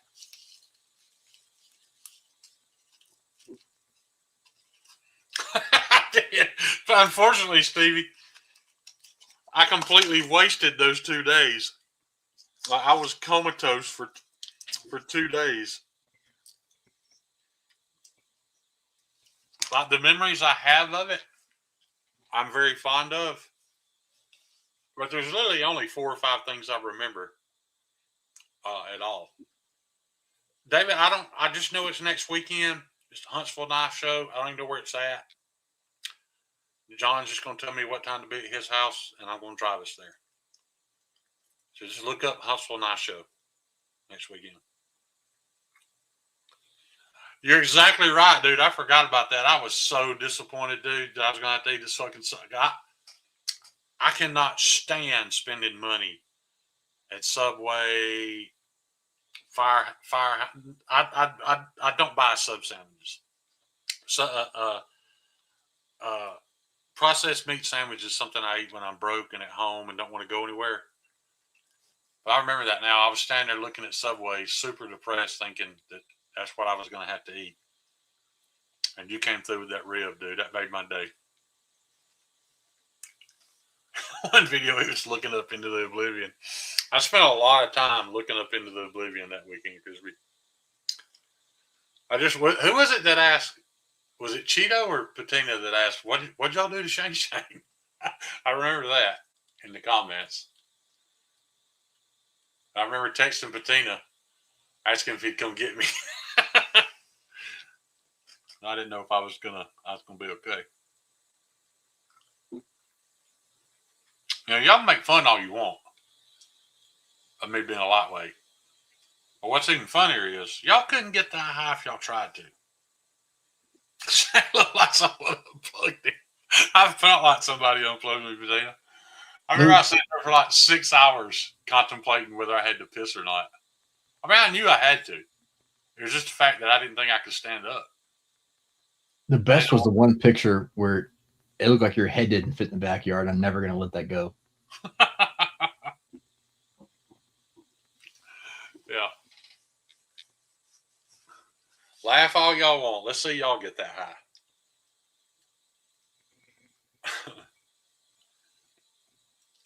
It was a good time. I've had a good time every year I went. And it is cool. I've had different experiences. You know, I've spent time with Stevie and them going. I've spent time with Lee, and one year it was just me and Lee and Super Still Steve, and the next year it was Steve and Lee and Neves and Stassa, and there was a little bit of drama that trip, but it was all right. And then last year it was, year before last it was Grateful Panic and Vince and Scott Ian and Ed and Iggy and Grumpy Grunt. Let me tell you something. It was great hanging out with Iggy at Blade Show. And it was cool hanging out with Ed at Blade Show. Past that, that's the worst Blade Show experience I've had yet. But you didn't like showing Greg's wife your balls? Actually, they were a bright spot in that trip too. G-Ball and his wife were awesome. Ed was awesome. Iggy was life-changing. Scott in was cool. It just all got really corrupted in the end. Really corrupted. At least no one showed up and started eating your food, though. Yes, they did. He showed up there and ate your food, too? Yeah. I thought that was at Stevie's. He did both. He did it at both places. What a freaking mooch. And you have to understand how far out of his way he had to go to just show up at our place. Because we were fucking way too far away. Way far away.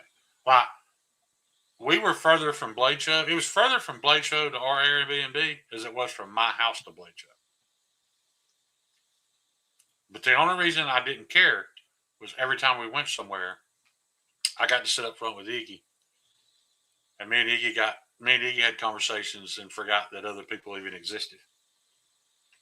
I've never connected with anybody like I have that woman. Ever. Like, You were in North Florida. She would be my perfect therapist. And still is. Sometimes I'll call her. Just don't shit on her, but yeah. Shane was hanging out with that People think I'm weird. People think I'm weird when I talk about it, but like I've literally never felt as safe or comfortable with anybody in my life. Not even my own family, not even my own mother, as I do when I'm in her presence. That's how powerful her aura is. I don't get it. And maybe other people don't have that same experience. I don't know. Maybe everybody has that experience. But like, anytime I'm around her, it feels like somebody opened the top of my head and is filling my body full of warm jello. Kind of what's in it already. Yeah. Like, it's not just an emotional feeling. It's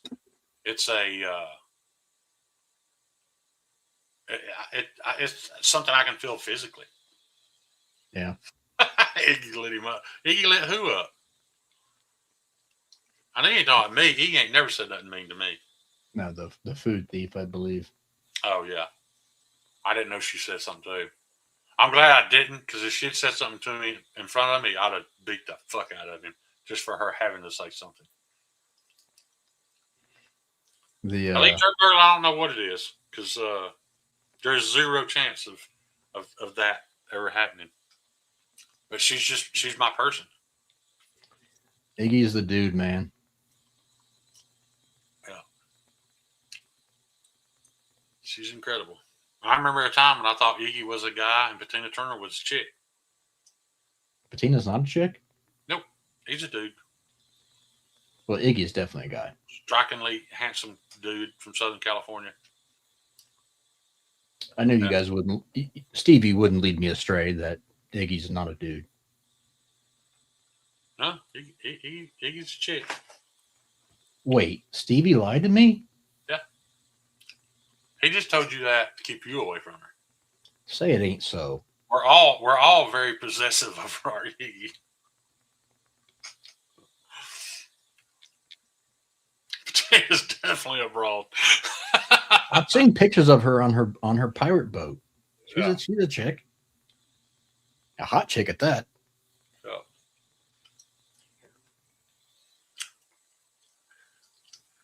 And let me say that Iggy's son's a pretty cool dude too.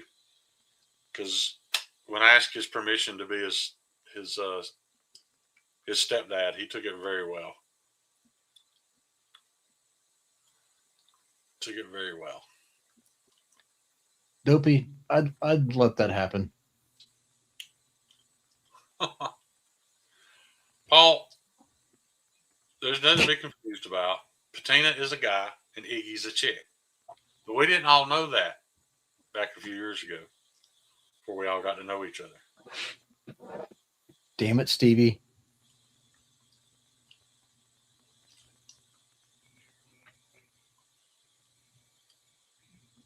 What's up, Dopey? And Dirk Collector. How you doing, buddy? What's up, Brent? Yeah. Ugh. Yeah. Don't feel bad, Paul. They led me on for a long time, too. Now, Bugsy, if we could get Iggy to go get that beef rib with us, my ideal trip to Atlanta would be if I could hang out with Iggy all day, eat a beef rib with Bugsy, and go to the Cheetah that night. That'd be a perfect trip. Problem is, you don't find chicks like Iggy at the Cheetah. She'd go with you, though. Oh, yeah. We'd have a blast, dude. Absolutely.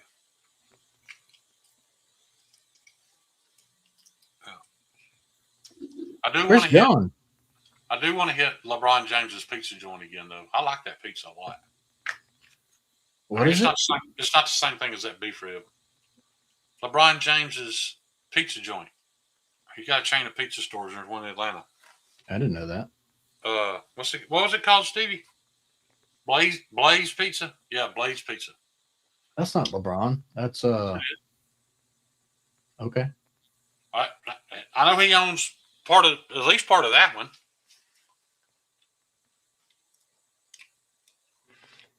Yes, you did, Stevie. It's a preschool? What's a preschool? The Cheetah? Cheetah's not a preschool, Josh. It might even be illegal to say cheetah and preschool in the same sentence. Probably is. I don't think they're allowed to be in the same block. No. No, that's completely different zoning. But in all honesty, I couldn't have the time at a out-of-town club that I can at mine. So I thought Blaze Pizza was owned by Richard Blaze. I don't know, dude. I just know we were talking about when I was in there, and I asked the employees about it. All right, I just looked it up. He does not own outright. He is a part owner with an equity stake. Okay. He invested $1 million in 2012. Or what it's worth now. What his stake is worth. It says, what's up, Louie? Equity stake is now worth 35 to 40 mil. Wow. He did good, huh? Yeah. What's up, Louie? Oh, my bad, Bugsy. I can never remember the name of that barbecue joint that has the rib either. I think other people went there and they didn't like the barbecue, but they didn't have the rib. But I'm not even positive they went, because I know Stevie and them heard about this barbecue joint and they all went and none of them cared for it. What was the name of it? Bugsy? I want to see if Stevie. DH, that is actually just a print from a chick on Instagram called Barbie the Welder. She actually welded that angel. It's all metal. She welded it in her shop, that figurine, and sells it. She's got small ones, one that's damn near life size, but she did a print of those. And I bought that print for my wife. But the knife is a Spyderco Carahawk that I don't think they make anymore, do they, Kyle? I don't believe so. Yeah. It was gifted to me. By who? You motherfucker.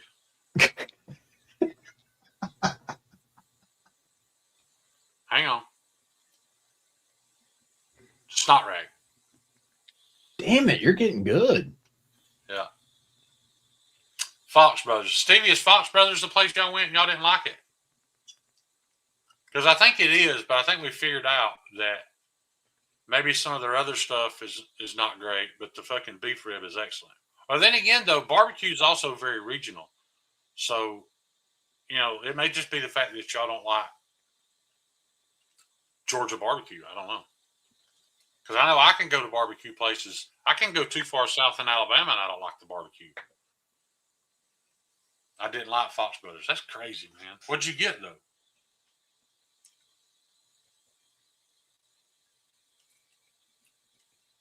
Because I thought the only thing I've had from there was that beef rib, and it was excellent. Yeah, barbecue's kind of particular. Yeah. Depends what you're used to. So the popular barbecue around here is vinegar and tomato based, but I'm a bigger fan of dude, all I need is some good smoked meat and glaze it with Sweet Baby Ray's and let it caramelize. I like that molasses tomato based barbecue sauce. Yeah, I don't care for the vinegar tomato base. That's the big thing in my town. I'm not. I either want it to be the only way you can find something other than the vinegar tomato paste is if you find a local black-owned barbecue, and then it's going to be the molasses tomato, the caramelizing type sauce. I'm more into the more smoky style like Texas, or the sweeter stuff like the Carolinas. Texas not Carolinas, I'm sorry, but more the molasses based. Texas would be awesome with some Sweet Baby Ray's on it. Yes, that's DH. That's exactly what I was getting ready to say. If you like more of the smoky, Kinder's makes a smoky that is phenomenal. DH, believe it or not, one of still top 3 barbecue I've ever eaten. We found a place it was somewhere around Port Hueneme, California. I'm not sure which town it was in, but it was called TC Chords. And it wasn't a high class steak restaurant, but it wasn't Golden Corral by any means. It was kind of a mid tier steak restaurant. But on Tuesdays, they had all you could eat ribs for like $14.99. But that was in 1990, so that was a pretty expensive meal. But and I held the record for the most. They called them racks, but what they would bring you was a 4-bone chunk. And I ate 17 of them in one night and held the record. When we got back to base, everybody found out that I broke the record. And this little kid, I just talked to him here a while back on Facebook. I spoke to him one time since 1989. His name was Timmy Ostrom. I'll never forget it. He weighed like 150 pounds. Way to dox him. He made me go back in there with him the next Tuesday, and he ate a whole rack more than me. He broke my record, so it only stood for a week. Yeah. I believe that'd be the definition of gluttony. Yeah. It's just the fact that he literally looked pregnant. Like you could see, like he was skinny, and he had like a half a basketball behind his belly button. Yeah. Well, I'm going back to Fox Brothers, Stevie. I hate y'all had a bad experience. My experience with that beef rib was delicious. Was it the sauce you didn't like, or I wonder what, or is it maybe it's just not your idea of barbecue? Because like I said, it is very regional.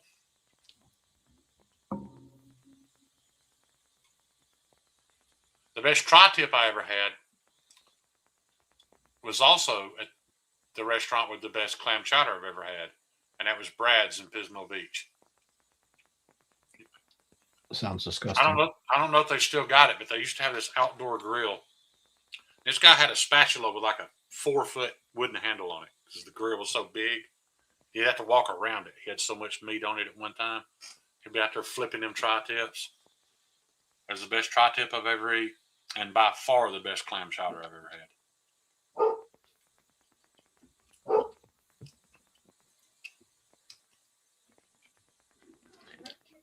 Bob Gibson's. I can't believe you, Dopey. Because I'm not going to be there long enough to go to both. But I'm going to go to Fox Brothers and get the beef rib. There goes Jeffrey and his Googling again.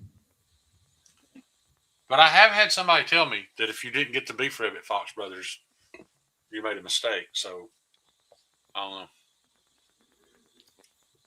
That's just nasty, Bugsy. What is? Clam chowder. Clam chowder's exquisite. It's disgusting. A little extra black pepper, some of them little oyster crackers. Shit. So there's a can of clam chowder in my cabinet right now. Decatur, Alabama. Okay, I really want to go. I don't eat seafood. I can't get anybody to go with me. Maybe you'll go with me, dude. I want to go to Butterbean's barbecue place. The Boxer Butterbean.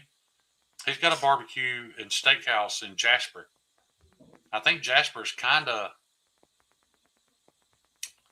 It's not in between us, but I think it's. Yeah, I think it'd be about the same drive for each of us. But if you ever want to go to Butterbean's joint, I'd love to check that out. Dawson, what the F are you talking about? Use it properly. I'm sure there's a bunch of Butterbean memorabilia hanging around in there. I have a very. You could barely tell there was a face swap, Patina. That was great. Yeah. It wasn't as good as Patina and his busted ass pirate ship, though. No. Shout out to Descentient. How about that? I remembered his name. What have they done to you? I don't know. He's running a motorcycle shop now. Got his own little motorcycle shop, doing good. I know that, but how did you know that? Because I finally found him and reached back out to him. What knives is it he's real big on right now? Is it Bark River or Yes. White River? Yeah. Bark River. He's a big Bark River guy. Tina, this is getting scary. He's remembering stuff now. Yeah. Mr. Bean's Barbecue is 1.5 hours from me. Is that the name of it, Mr. Bean? Oh, yeah, Mr. Bean's. Yeah. I think it's about the same for me. See what it is from Mr. Bean's to Gadsden, Alabama, Dopey. I think that's about 1.5 hours to Jasper. Give me like 2 minutes. I'll be right back. All right. Yeah, dude, we should do that, really. I mean, I can't do it within the next few days. But here in the next few weeks, let's get together and go to Mr. Bean's. I've heard the barbecue's really good, but they've been winning a lot of awards. And Butterbean himself told me that they have an excellent, excellent ribeye. So if you like steak, maybe we try that. Splash Cafe clam chowder is good too. When I was at Brad's DH, like they had plaques hanging on the wall for whatever that big clam chowder fest is. It seemed like Brad's won it every year. You look, and they had one for damn near every year. I thought it was really cool when I found out that Brad's is still open too. But I think it's kind of gotten like a. Somebody told me it had turned very like vegan, gluten-free kind of food. I don't know if it's true, but that's what I heard.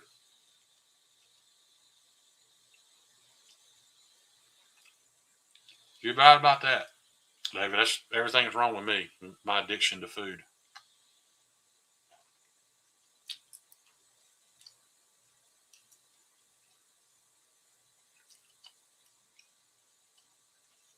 You ain't see, Stevie. I wouldn't normally argue with you and your knowledge of PNW because you really do live in a magical area of the United States. No doubt about that. People can talk shit about the politics in the big cities all they want, but that where you live is fucking magical. And I'm sure the seafood there is excellent. But Pismo Beach is the clam capital of the fucking world, dude. Got something to do with that cold weather thing that comes through.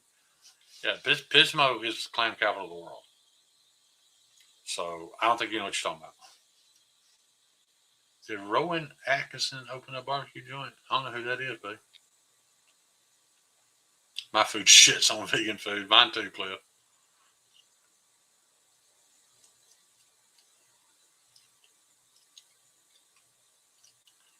A clown should never have chowder.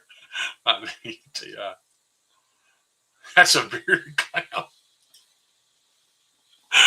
Oh, God, dude, I remember you ever been to, I know Patina's been to Brad's. I've asked him, have you ever been there, DH? I know in 1989, 90, 91, dude, they had the hottest wait staff. And they all wore those little khaki shorts with their ass cheeks hanging out of them and the little spaghetti string white tank tops. It was, all of them were dimes, dude. The wait staff at Brad's was incredible. We'd go in there and drink 5-6 beers apiece, eat tri-tip, and steamed clams and clam chowder. We'd tip that girl. Every time we left out of there, she got at least $150, $200 tip. We loved that place. The local surfers didn't like us at all. The local surfers never liked. I don't know what their deal with military dudes is. They just don't like them. Because I was with 3 other guys, and they were all like 5'8", 150 pounds. And these local surfers pulled up, tried to start some shit with them. And I hit 2 of them and physically put the second guy I hit back into his car, and the other 3 got in the car and sped off. That incident went a lot better than the surfers in Port Hueneme did. But we only had that one bad experience.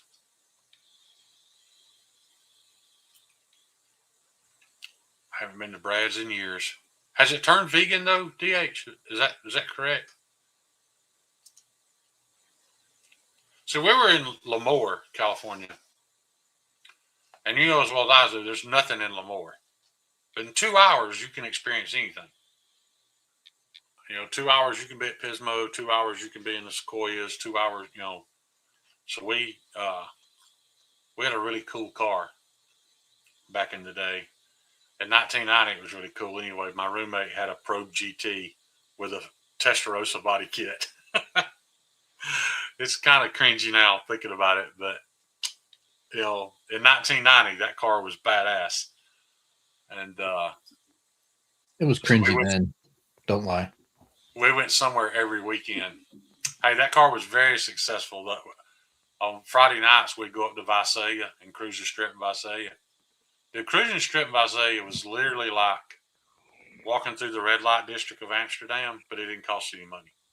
There's literally just chicks lined up and down that main drag through Visalia, just desperately searching for a dude. They didn't even have a Ford engine in it. No, it was a Mazda Turbo. I thought it was Mitsubishi. No, Probe was a Mazda. Yes, I said Probe GT with the Testarossa kit. Look up Probe GT Testarossa kit. You might as well just have badass car. You might as well have the Fiero with the Ferrari kit on it. Yeah, that's what this was, a Probe with a Ferrari kit. But the Probe, it worked better on the Probe than it did the Fiero. And the Probe was actually quick. The Probe would run with the Mustang GT back then. At least the turbo, the GT, the turbo one would. Yep. Don't crack the fiberglass. Oh, we did. We certainly cracked the fiberglass. We come to an intersection in San Joaquin Valley and the sun was going down. And a gold Mercury was coming from the sunset towards us. Neither one of us saw it. We pulled out. Dude, that car literally flew into 1,000 pieces. I remember when it stopped and I looked down, I could see the street. Like the door was gone. I don't know how both of us walked away from that. Neither one of us were hurt. I have no idea how. Because that dude never hit the brakes. He didn't see us either. That's funny, Drew.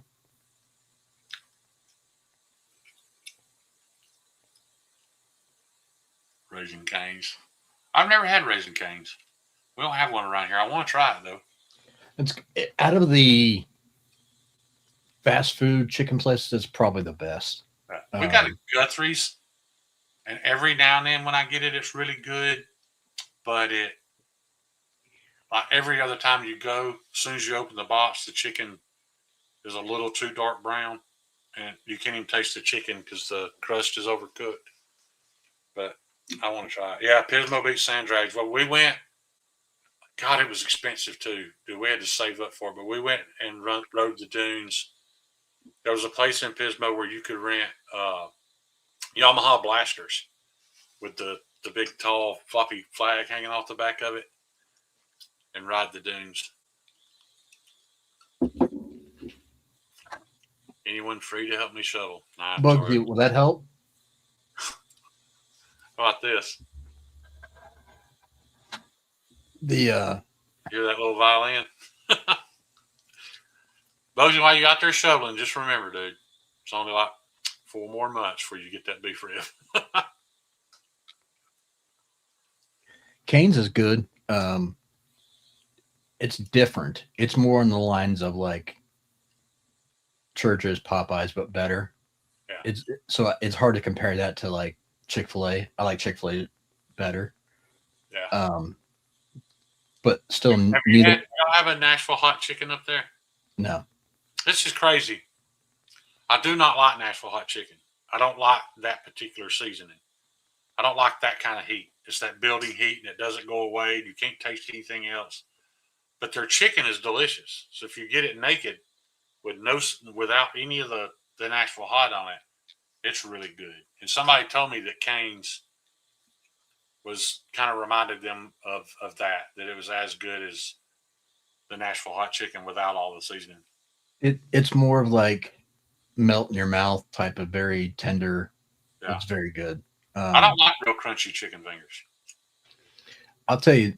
Still, I don't know where all they are in the country. I know Dr. Drew's got one near him, but dude, we got one restaurant up here. I think it's the only one up here, and they opened up, and their chicken is by far the best. I mean, it shits on Chick-fil-A.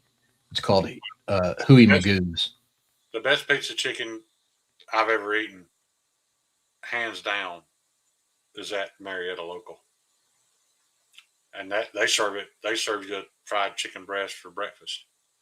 Yeah, But I eat chicken more than probably any other meat, so I think having a good option is important for me, at least. Todd Um, Carter, you're 100% correct. Our KFC here locally is absolute garbage. But I've eaten at KFC's where it was just delicious. But it's really, really bad here. Drew, I even get them naked and then put the sauce on the side. Before the Marietta Local, the best piece of chicken I ever ate, I was in Villa Rica, Georgia. I stopped to get gas, and this gas station had a drive-through window. And I was confused. The drive-through window wasn't for the gas station. Like, the building had a wall in it, and there's this local owned, this black family had this. I don't even remember the name, but they sold fried chicken out this window. There was no, you couldn't go in and sit down. People would either walk up or drive up that window and order chicken. And that was the best piece of chicken. It still, in my opinion, competes with Marietta Local, but it was just a different thing. Like it was a different chicken, or a different style of chicken, but it was really good. But Marietta Local is seasoned perfectly and cooked perfectly. Yes, Maddie, this is exactly what you guys do. Yeah, y'all do. Dude, I eat so bad during y'all's live streams. There better not be a little Debbie in the kitchen during y'all's live streams. Or some Fruity Pebbles. So I usually end up with cereal on Friday nights after that. Yeah. I'm going to eat something every Friday night during said fashion. The other white meat. Yeah. Yeah, the thing about you need to join us. I mean, the group's already gotten too big to say join us. We're going to have to split up at some point trying to hit Marietta Local. But we need to hit Marietta Local for breakfast this year at Blade Show. Because the group, like I said, the group's already too big. So I'll split off if you and Lee want to go to Marietta Local. I'd be glad to go with y'all. It is delicious, man. It's really good. That's the problem with that is one of the only negatives of Blade Show is that as we've been going longer and we're kind of dialing in what we like, your entourage is getting bigger.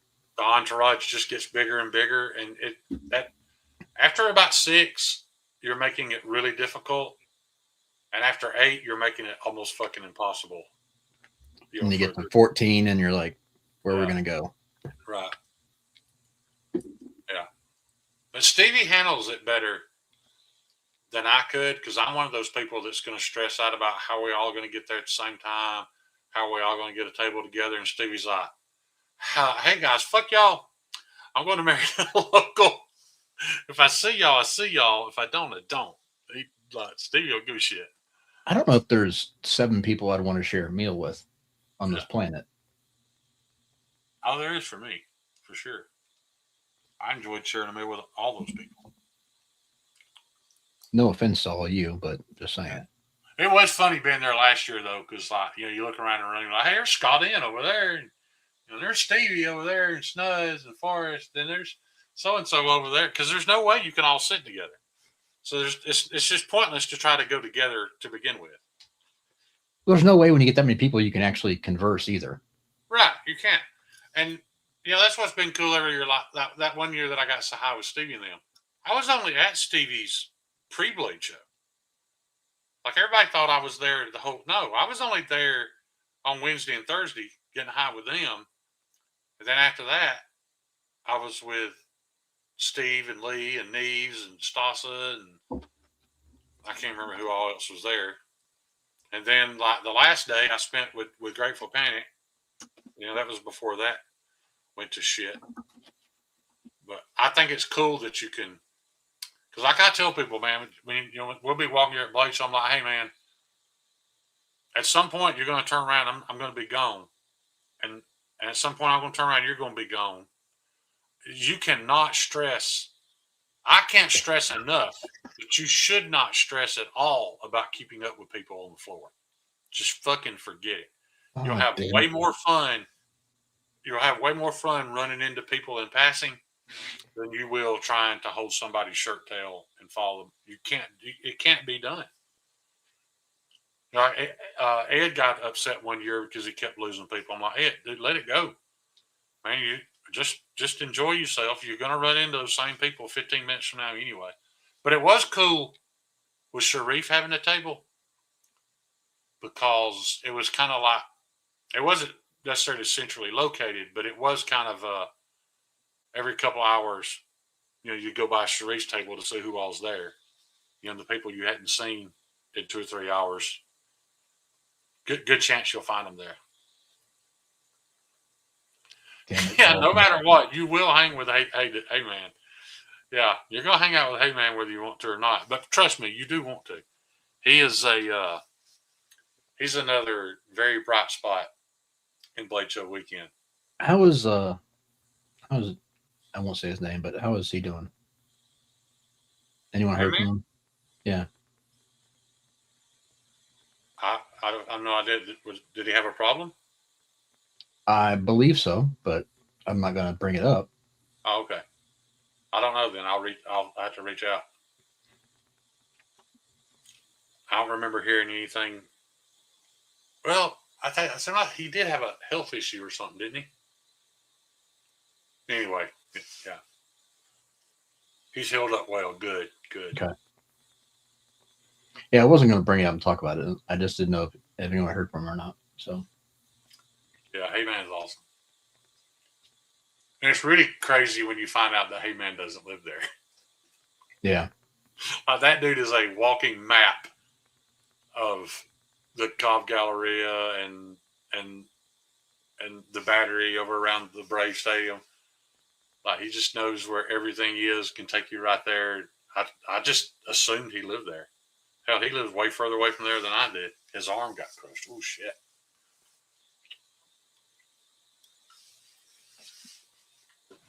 Stevie just throwing people's business out there. Give me a minute. I'll give you his fucking address.